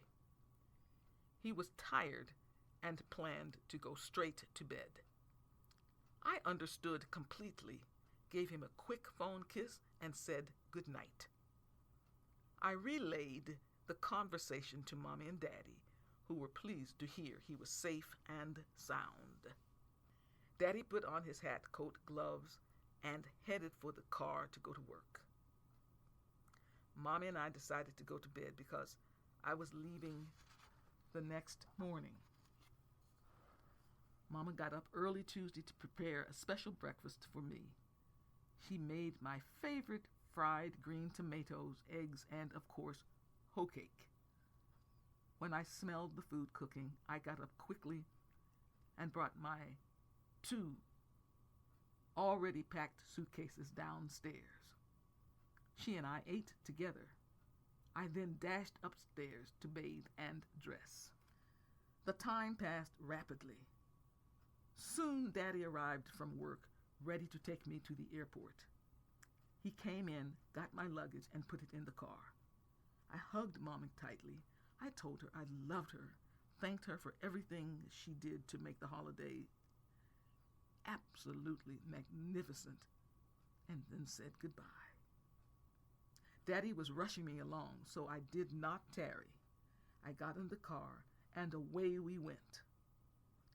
Daddy was talkative as he drove, mostly speaking about how happy he was with the idea of his daughter finding the perfect man to blend with my highly charged musical life.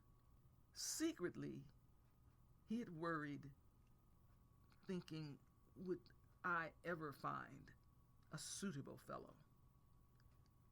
However, he is totally relieved, and he is relaxed because Andrew is such an exceptional young man. He also noted I was extremely happy and thought Andrew had a lot to do with my happiness. I replied I had everything: the greatest parents, family, and fiancé. It seemed in no time we were at the airport. Daddy got out and put my suitcases inside the facility. I then bear hugged him and thanked him for everything he did to make the holiday special. As he turned to go back to the car, I said loudly, "I love you, Daddy." He instantly replied, "I love you too, my little gal," and waved goodbye. I went to the counter, got my ticket, checked my bags, then sat and waited. At last my plane arrived and was ready for boarding. Christmas vacation was officially over, and I was returning to graduate school in Boston. My two roommates and I arrived at our apartment within 10 minutes of each other. We jokingly attributed our accurate timing to being out of this world, formulated, calibrated, and added, whatever all that means. It was good to see them and to hear about their holiday activities. As expected, we all spent quality time with our families and fiancés, and were tired from all of the hustle, bustle, and traveling. We agreed it would have been great to have classes begin on Thursday instead of Wednesday so we could catch up on our sleep. Our mailbox was overflowing, but the refrigerator was nearly empty. Therefore, we went to the small grocery store down the street to replenish our provisions. While in the store, we ran into a couple other music school graduate students who informed us that one of our classmates had had a freak accident in the train station that put her in a coma. She had fallen down the steps and hit her head. That terrible news made us pause and think deeper about being vulnerable human beings. Because we were young, it seldom crossed our minds that anything awful could happen. But hearing that report was a wake-up call for us. That girl suggested we take time to pray for the student in critical condition. I definitely plan to call upon God asking for help to heal our classmate. It was interesting that although I came from a divinely guided home and grew up in the church, somehow being immersed in the academic music setting seemed to obscure direct spirituality. Perhaps it was because academia purposely avoids the subject of personal spirituality, despite the fact the study of Western music history is based on early medieval music practices of the Catholic Church. Suddenly I realized it was taught so as to make sure we knew what the various sounds were, who was credited for starting it, how the rules of the church prescribed it, and how the performers implemented it.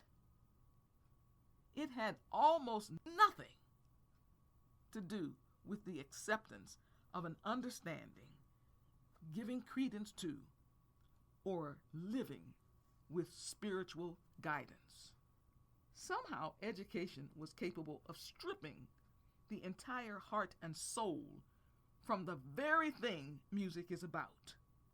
Playing and singing the music accurately, according to the practices of the time, is all that is important to academia.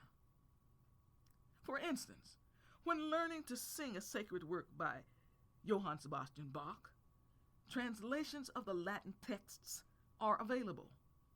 However, most singers are more concerned with the correct pronunciation of the words in Latin than what these words really mean.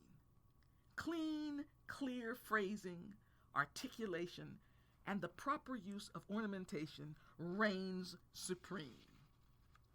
Trained musicians are so busy doing it right until they don't see the need to feel it. Instead, they interpret the music. Sometimes they say they felt good about the performance. They often sum up the efforts by saying things like, the tone was good, supported by good breath, with long expressive phrases, or brought to pass with accurate execution of the fast notes in a melismatic passage. Seldom have I ever heard a comment like, it touched the depths of my soul. I had no idea hearing about the serious physical situation of one of my classmates would turn me psychologically, philosophically, and religiously upside down. Perhaps I was in the midst of a spiritual and musical renewal. If so, I was happy to have such profound thoughts and clarity. I planned to continue by using my mother's wise teachings.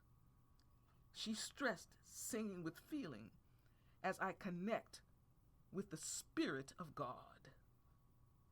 Everything else will fall in place because my soul will be anchored in the Lord. The first day back in school seemed somewhat surreal. My mind was every place but school. Therefore, I forced myself to set my sight on finishing my last semester in fine form. I wrote out a formula for success, consisting of study times, practice times, and general times, which I needed to balance my life. Everything should point to graduating from this noted musical institution. I knew it would be rather difficult for me to be in the moment because my mind would jump ahead to my wedding day and beyond. Since my mind wandered in classes, I actually pinched myself to get back on track. It worked because I did not like pinching myself. I felt better when I had a voice lesson with Miss M. She was such a cheerful lady until I gave her my utmost attention. She had a way of soothing me into singing effortlessly. What a terrific teacher she was. She enjoyed me as a student, not only because of the sound of my voice, but also because of the way I devoured music. She marveled at the speed with which I learned music. In fact, she said I could sight read music note perfect while incorporating excellent vocal technique at the same time. Instead of trying to teach me, she coached me. Her method allowed me to spread my wings and sing. Somehow Miss M knew the secret to my beautiful singing. She said I had a connection to something bigger than ourselves, and admitted it was so intangible until it could not be taught in a voice studio. That being acknowledged, she told me to always align myself with the most ethereal music she had ever experienced. Negro spiritual. Miss M emphasized the fact that this highly artistic, esoteric, transcendental music carried with it an element that reached and affected the innermost portal of our very existence.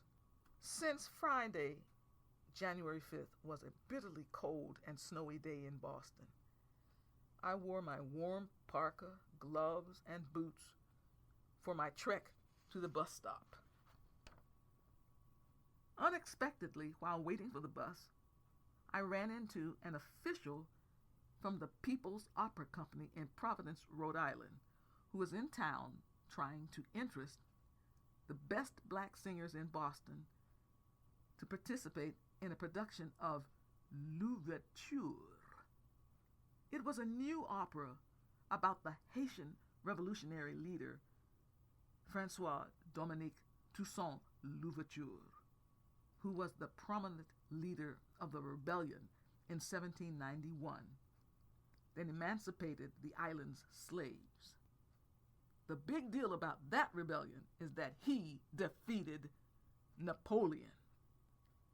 This man recognized me because he had come backstage after my unforgettable performance in Samuel Barber's opera Antony and Cleopatra last April. He said I portrayed Cleopatra magnificently and had one of the most beautiful voices he had ever heard. I thanked him for the compliment. In respect to the opera about which he told me, I asked for more information. He wanted to use me in this opera, composed by a talented young black guy. I would portray the leader's wife, Suzanne Simon Baptiste Louverture. We talked continuously on the bus and on to the school. When we entered the building, my good friend, J.C., was walking toward me. I motioned for him to come forth. I introduced him to Mr. Harmon, the opera company representative, and then informed him of the opera tapped for production. I told the gentleman that Jessie would be perfect for the leading role. Mr. Harmon remarked, looking at Jessie, he could see him portraying the courageous man. I added, Jessie's lovely baritone voice, stature, and acting ability would do justice to such a powerful role. Jessie said he really wanted to skip school that day because it was so cold outside. However, he was quite happy he showed up, considering he just might have the opportunity to be a part of a new opera company and sing the lead role in a production based on actual history. A few other black voice students came by to see what was happening. They were all in high spirits when they heard what was on the burner. I was gratified to know I aided Mr. Harmon in finding the voices he needed for this very important opera. To my knowledge, only the father of black classical composers, William Grant Still, had composed an opera, Troubled Island, set in Haiti. However, it was very different from Louverture. The libretto that was presented to me showed an interesting and involving understanding of a turbulent time. I told him both operas gave a glimpse into a part of the world mostly ignored or overlooked. The composer, Remy Melienne, was born into a musical family from New Orleans, who originally hailed from the West African country of Côte d'Ivoire and the Caribbean country of Haiti. He often heard the stories and was absolutely captured by Toussaint Louverture. He also knew about the troubles William Grant Still encountered when he set out to get Troubled Island performed in the 1930s. Upon hearing a portion of Mr. Still's opera, authorities panned it, saying it really wasn't an opera. They continued by insisting it was perhaps an operetta or maybe a high-class musical. The truth was, these white evaluators refused to admit the fact that a black man created a musically splendid grand opera on a subject about which they knew nothing. In addition, the overall sound of the work was different from the familiar sounds of European music. I decided to suggest that the opera department present an excerpt from Troubled Island next year on their big opera scenes evening. Remy Melienne took a bold approach for his opera. He used the same hooks, crooks, and isms the white composers of the 1960s used. Tone clusters, polytonality, and atonality ran throughout the work.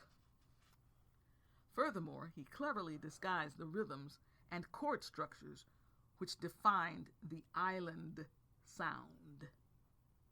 After listening to as many students sing as possible that day, Mr. Harmon had chosen the entire cast from the array of talented black singers enrolled at the New England College of Musical Arts. We were all so thrilled until one might have thought we had collectively signed contracts with the New York Metro Empire Opera Company. That day set the tone for the rest of the semester. I was pumped and ready to take on the world, and so were the others who were picked to be a part of the world premiere of L'Ouverture. The composer himself would come to Boston for rehearsals. The South End AAMU church would allow him to use the church basement free of charge. Because it was so cold, Mr. Harmon called a taxi and asked if I would go with him to meet the choir director at the church. I agreed to accompany him. Down deep inside, I was fired up because I was baptized in the AAMU church. Although I had never been inside this particular church, I felt at home there. I told the choir director of my AAMU connection. He was elated to hear that piece of news because he thought the students at NECMA were snobs. I explained to him we were steered in the direction the school recommended. Unfortunately, there had been no effort to make a connection with the black church. Only the famous rich white churches sought the best voices to be soloists. The other fact was, most of these churches were more like businesses than churches. Their pastors and choir masters hailed from prestigious colleges and universities. I fessed up to him about where I was soprano soloist. He said I must be a terrific singer to be at Heavenly Saints Episcopal Church, for it had an outstanding musical reputation. Furthermore, he speculated that the music school officials probably assumed black churches were inferior and sang inferior music as well.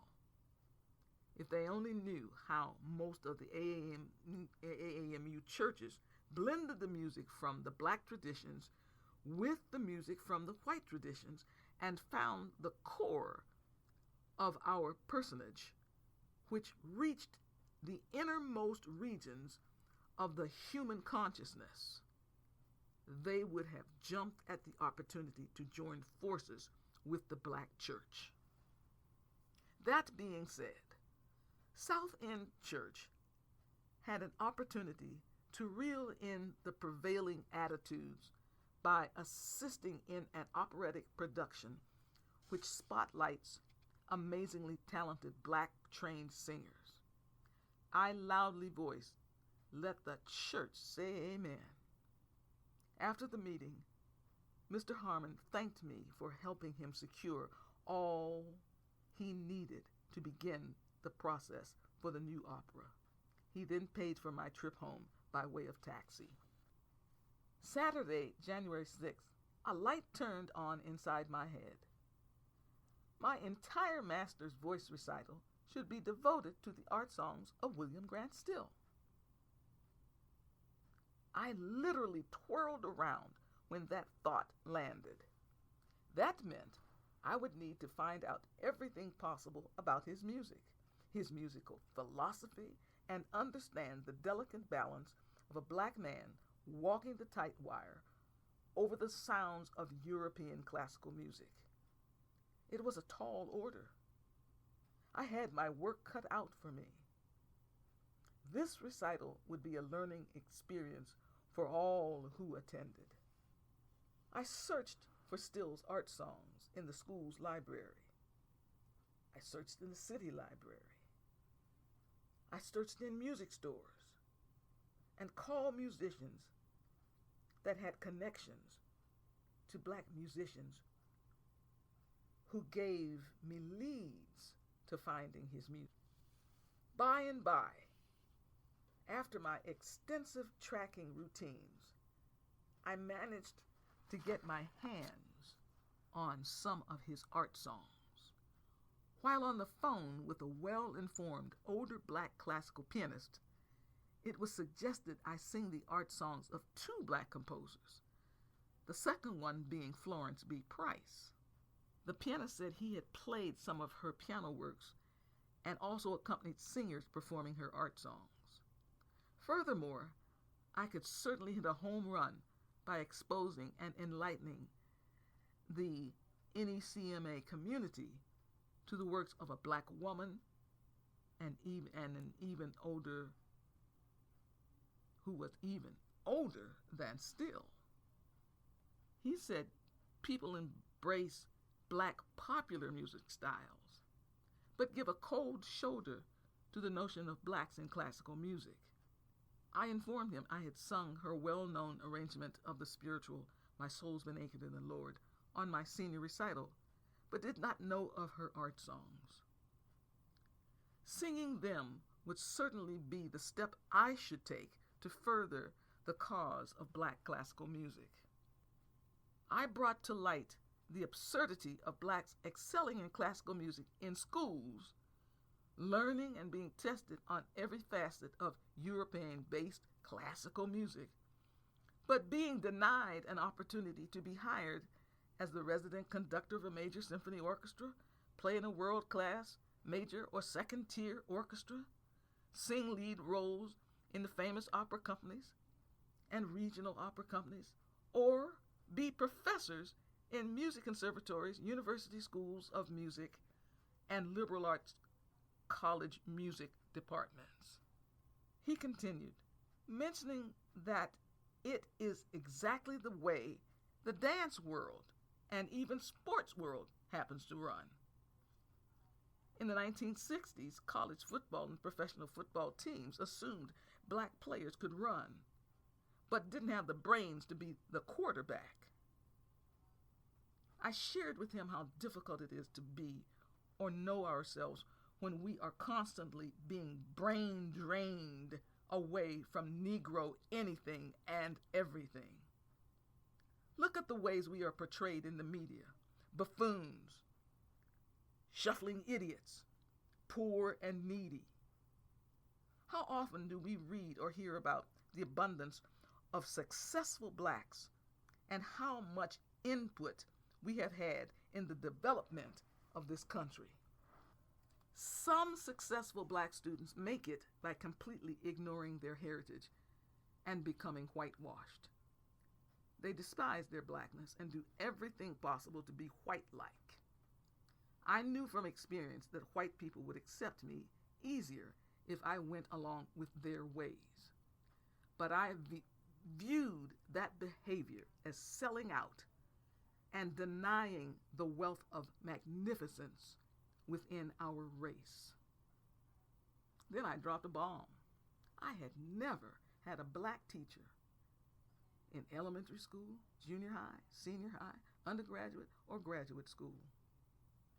Only in Sunday school and vacation Bible school during my childhood in the AAMU church did I have black teachers. It was a positive step to have that knowledgeable man talk to me, for he raised my cultural esteem abundantly.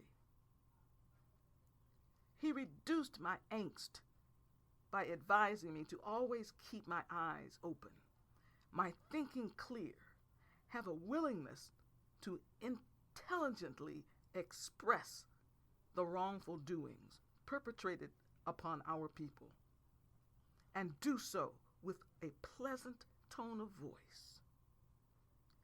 He observed I had already become a role model, but would have much more influence over the state of negritude in this country in the coming years. I thank that man for aiding me in my hunt for Stills music, plus awakening me to the art songs of Florence B. Price. I thanked him further for the probing, thought-provoking conversation. I felt so much better until I actually whistled when I hung up the phone.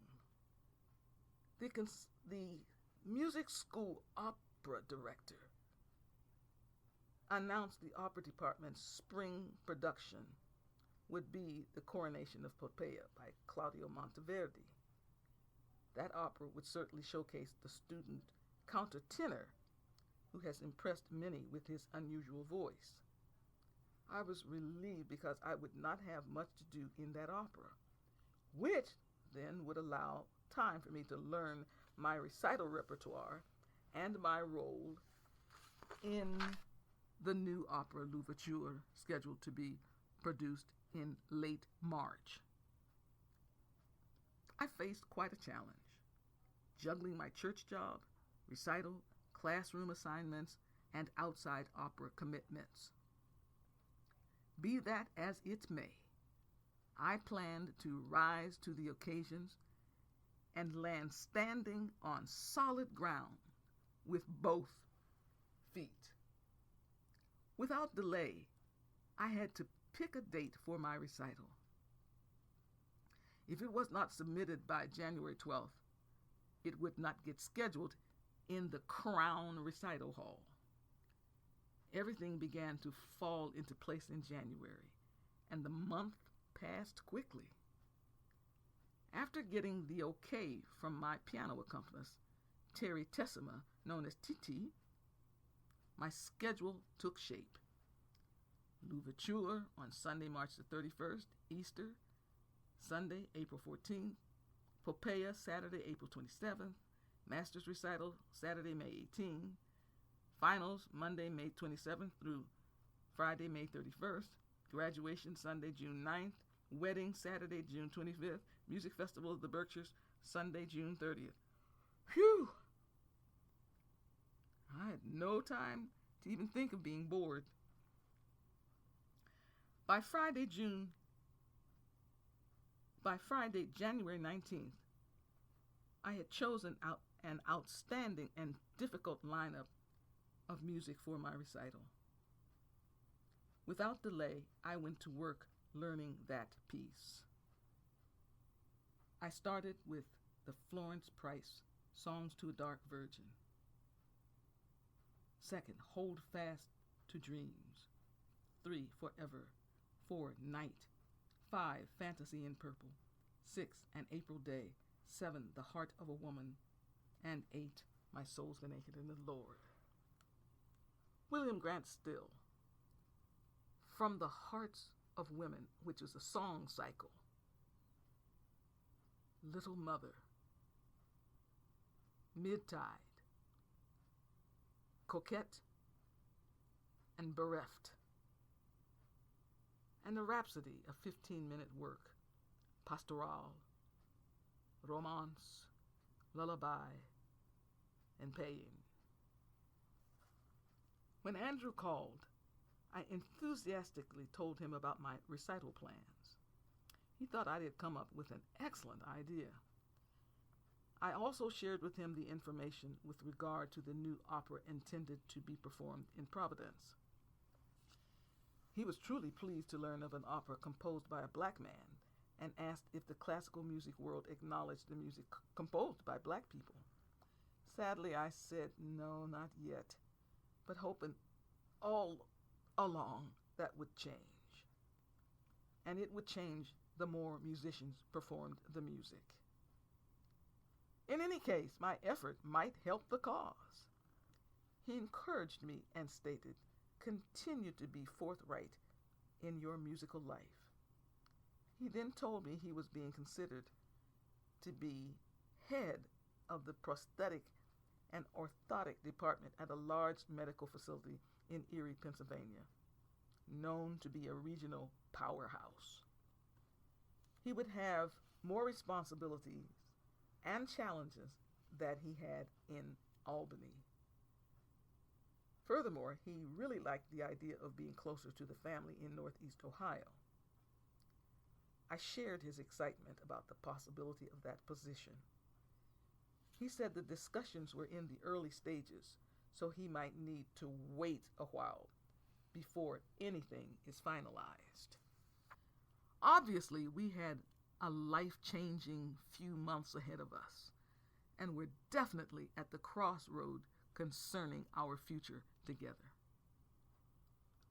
By February 1st, I had gotten acquainted with all of the recital music and diligently worked on each piece.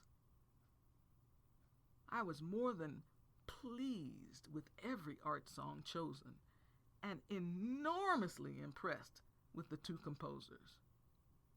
What a shame they are not mentioned in my music history book or music repertoire classes. How could academic music aficionados elect to disregard the efforts of some solely because of cultural differences? I was dumbfounded when I became totally cognizant of the fact that the focal point of classical music studies is planted firmly in Western Europe. Eastern European classical music contributions are mentioned sparingly. Gee whiz. Well, what someone or someones decided they don't merit critical, in-depth study. What was this faction so powerful until it still rules what specific music is taught? Interesting. All of this world and a tiny portion dominates. Well, why is so much of the world practically X'd out? And why does even the United States snub its own classical music? I've heard some music historians and musicologists cloud the issue by declaring the study of ethnomusicology and or world music covers all the people on the planet. Now, can you imagine people who are supposed to be educated thinking in such a strange way? Well, my last sort of feeling about it is that my observations were of the better-than-thou attitudes of music historians and historical musicologists who look down their noses at even ethnomusicologists. That indoctrination amplifies the superiority complex ground deep inside Western European idealism. My mind had managed to jump into the deep end of the information pool, and I was swimming for my life. The subjects about which I pondered so intensively would need to be tabled. I could revisit the aforementioned at a better designated time. Now it was necessary for me to return to the chore of learning my recital music. The month of February was devoted to intense studying. I shut out the outside world and pushed aside all unnecessary so-called fun. My classroom assignments and studio lessons had me locked in. I practically lived in the practice rooms and the library. I think I had dreams about the recital repertoire. Nevertheless, I did take time to send Andrew a Valentine's Day card with a picture of two kittens cuddling, asking to be each other's Valentine. He sent a card with a picture of a police officer issuing me a ticket that read, "Either you will be my Valentine right now or go to jail until you agree." By the end of the month, I began to see substantial progress in the learning process. The memorization of music got better and better. I lived every note and every word in every piece. In a letter, I explained my situation to Andrew. He wrote back fully understanding the pressure I felt to be the very best. Continuing with his letter, he too was under pressure and had decided to take the position in Erie, Pennsylvania, which only the day before had been offered to him with a substantial pay raise. He will work with specialty surgeons in the Craniofacial Center, which is quite a step up in the medical field. Andrew will be involved with dental and craniofacial implants, ocular prosthetics, oral prosthetics, which provides oral, facial, and eye prosthetic rehabilitation. He is really a medical artist who makes facial prosthetics in a clinical setting. All that in addition to limb prosthetic rehabilitation. Wow. No wonder his decision was so consequential. On the scale of what's important in life, Andrew's field far outweighed mine. I marvel at Andrew's dedication to helping others. All of us self-centered singers and musicians need a reality check. Hip, hip, hooray. My honey was now one of the highest ranking prosthetists in the entire country. I was very, very happy for him because he deserved this upgrading. May the 10th would be his last day in the Albany clinic. He could then finish packing, move to Erie, and put his belongings in storage. He would live in the furnished basement apartment of his colleague's home until he bought our home. Next, Andrew would fly to Boston for my master's recital and then fly back to Erie to start his new position on Monday, May the 20th. His was a full and demanding schedule. At that moment, I clearly saw our immediate future. By midsummer, at the ages of 24 and 28, we would be responsible adults and would collaborate on every decision forever and ever. That thought was mind-boggling. It seemed as if I blinked, it would be March the 1st. And so it was. The rehearsals for L'Ouverture intensified. Remy Menlien himself ran the music rehearsals at the church. He was a fine pianist who was able to point out every nuance and subtlety embedded in the score. JC loved the music and was singing his part extremely well. I didn't have an awful lot to sing, but my main aria was absolutely glorious. The chorus of Haitian residents sounded believable and credible. Soon we would travel to Providence for rehearsals. The music for Easter had been selected and distributed to the choir members and soloists for my church job. The church organist and my friend had chosen the powerful Resurrexit from the Berlioz Messe Solennelle. This revised version, rarely performed, is a mighty piece, scored for large choir, flute, oboe, clarinet, and C, 3 French horns, bassoon, and the strange-looking instrument called the serpente, which kind of looks a little bit like, I don't know, strange as it sounds, snakes? 2 trombones, 4 trumpets, 4 timpani, and full strings.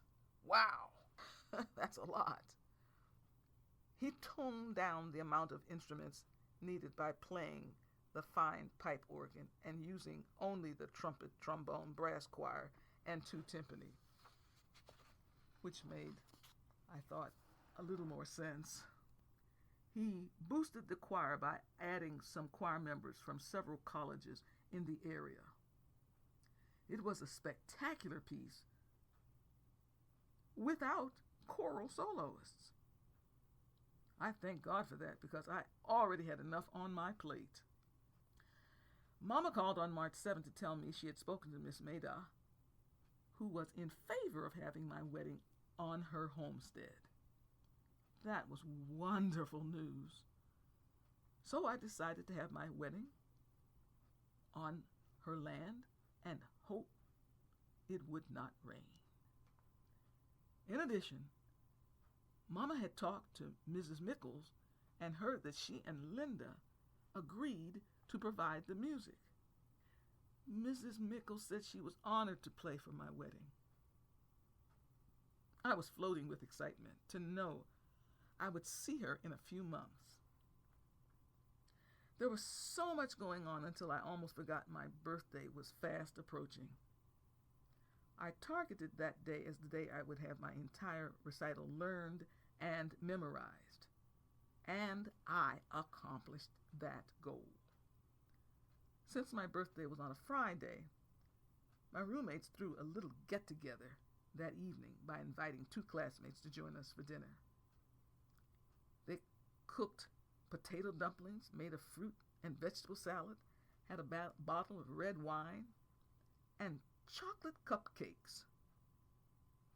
The 4 of them together gave me a music box in the shape of a grand piano that when I opened it played I Hear a Symphony by the Supremes, the famous female singing group, with the likeness of them inside the piano lid. It was totally cool. The wind-up piano played the melody. I'd never seen anything like it. I also received a big package from Andrew.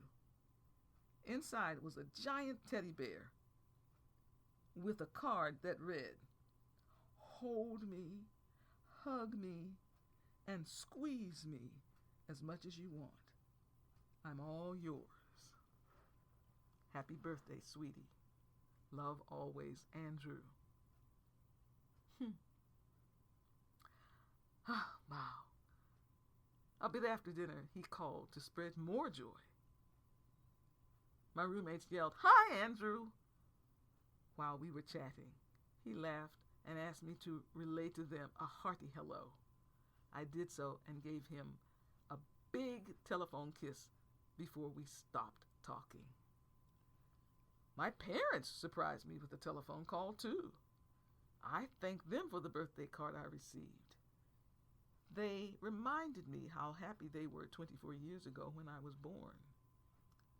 I playfully told them I picked them from the candidates who were selected to possibly become my parents because they were sincere, loving, had a faith-based background, and were surrounded by music.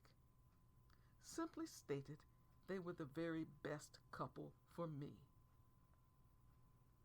Mama said, if couples had to go through a screening process before they were allowed to have children, that would reduce the careless, wanting, promiscuous behavior which has become the norm in our ever-eroding society. It was an interesting stand concerning the rights of people to give birth. She had become quite strong-minded as she thought through this subject. I knew I had to jump the track somehow to bring her back to celebrating my birthday. Besides, the call was getting expensive. Therefore, I broke up the serious nature of the call by telling her she had done her part splendidly and need not burden herself with the complexities of the world. Thank goodness it worked. Together, they wished me a very happy birthday, which topped off my day. 10 a.m. Saturday morning, the cast of L'Ouverture assembled for a complete run-through of the opera. The director needed to see if his staging worked because there was only 1 week before the premiere. That man was a staging wizard, for it was spot on. The battle scenes actually scared me because they seemed so real.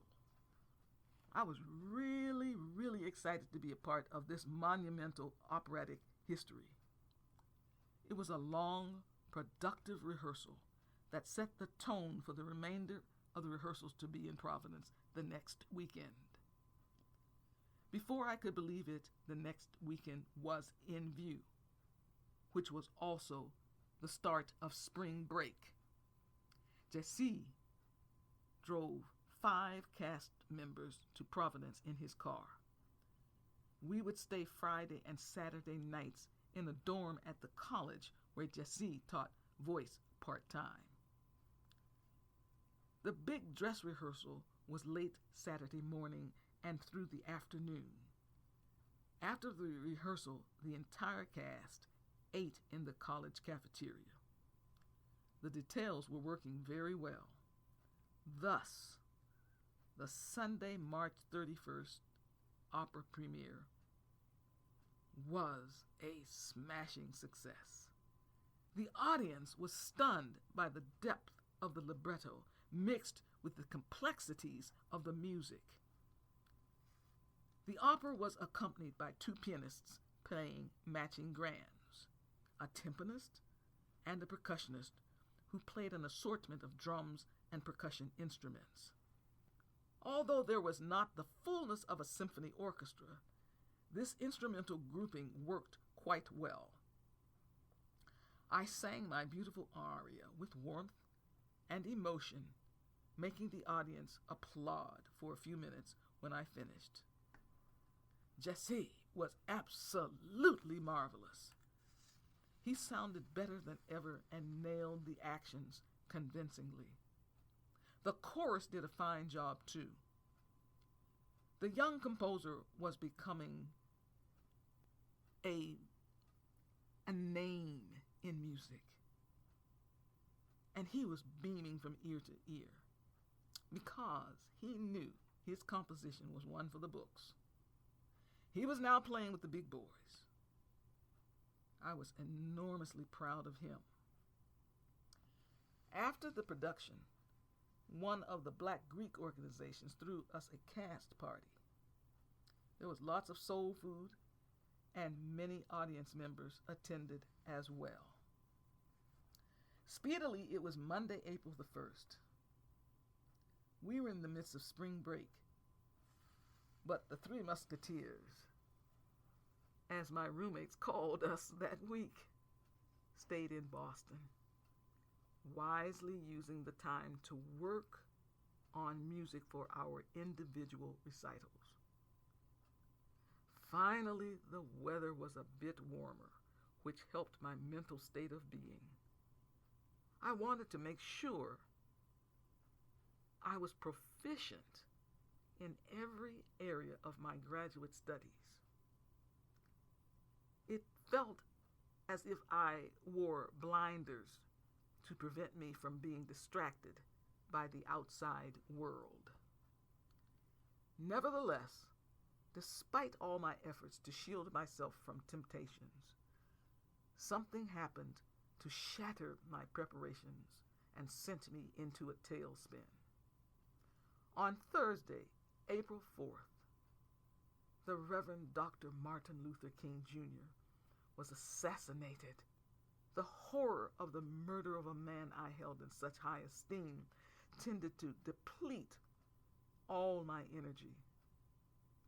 I wandered around aimlessly in the apartment. The 3 of us watched the television coverage of the tragedy. Over and over they showed the motel where he was shot. People around the world were stunned to hear of Dr. King's death. It seemed the earth ceased to rotate on its axis. Sadness and anger collided in Boston. There were reports that something awful was in the works to send a message back to the black race haters. We were afraid to venture outside. Many people chose to take refuge inside their living quarters in an attempt to thwart aggressiveness and protect themselves from any unrest which might be brewing in the city. Unexpectedly, the mayor of Boston persuaded a television station to air the soul music extravaganza scheduled that evening in the large sports arena. Remarkably, that decision calmed the mounting tension and agitation. As a result, it was reported in the media that the headliner, James Brown, known as the Godfather of Soul, averted looming restlessness with his passionate and unrelenting pleas for peace, thus preventing an outbreak of backlash protests in the city. The entire weekend was filled with stories of riots in cities throughout the country. So I felt relieved and blessed that Boston was relatively tranquil. My two roommates, who were white, and I comforted each other during those disturbing days. The music college was rather quiet on Monday, April 8th, when classes resumed. Everyone seemed somewhat subdued.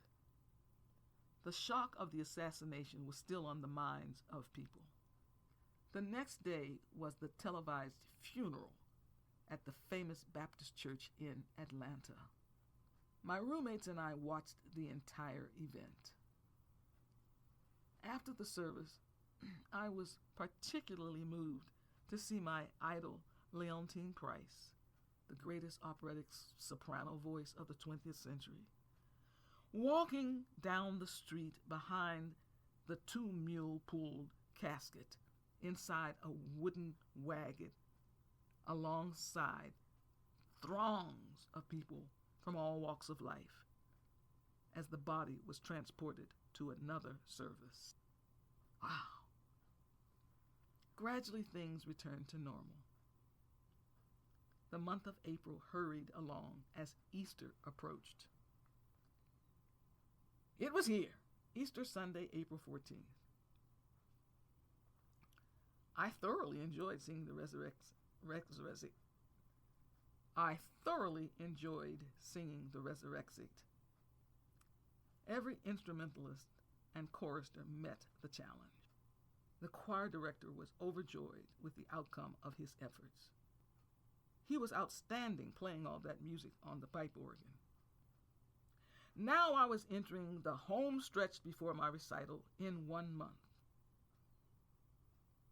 I received good news from Harvard University telling me I secured one of the large performance rooms for Friday, May 3rd at 6:30 p.m. Actually, I forgot I had applied for it due to my cramped schedule. I quickly contacted TT to see if he would be available, and he said he could do it. It was customary for NECMA students to do test runs at Harvard, for its music department's emphasis was not music performance. Rather, it was recognized for its historical musicology, ethnomusicology, theory, and composition concentrations. The students there were very different from my school in that they just loved to attend anything that was presented to them. They were much less judgmental and critical as well. I was so busy until I skipped meals to study and practice. The opera department was putting the final touches on Popea the week of April 21st. The production of this highly stylized opera made a solid impression on its listeners. The NECMA opera department displayed an enormous amount of solid professionalism. It was a shame to have had only one performance after all that work. The next week appeared to have rushed along at warp speed. Almost like magic, I was standing in the crook of the grand piano in a performance space at Harvard, singing to my soul's satisfaction. For the most part, I was pleased with my effort. I needed to tweak only a few spots here and there. TT commented favorably on the balance of voice and piano we attained. The audience reacted with great interest to the fine art songs composed by two composers about whom they knew almost nothing. Many of the poetic texts referred to black culture, which required those very intelligent students in attendance to process what they heard in quite a different manner.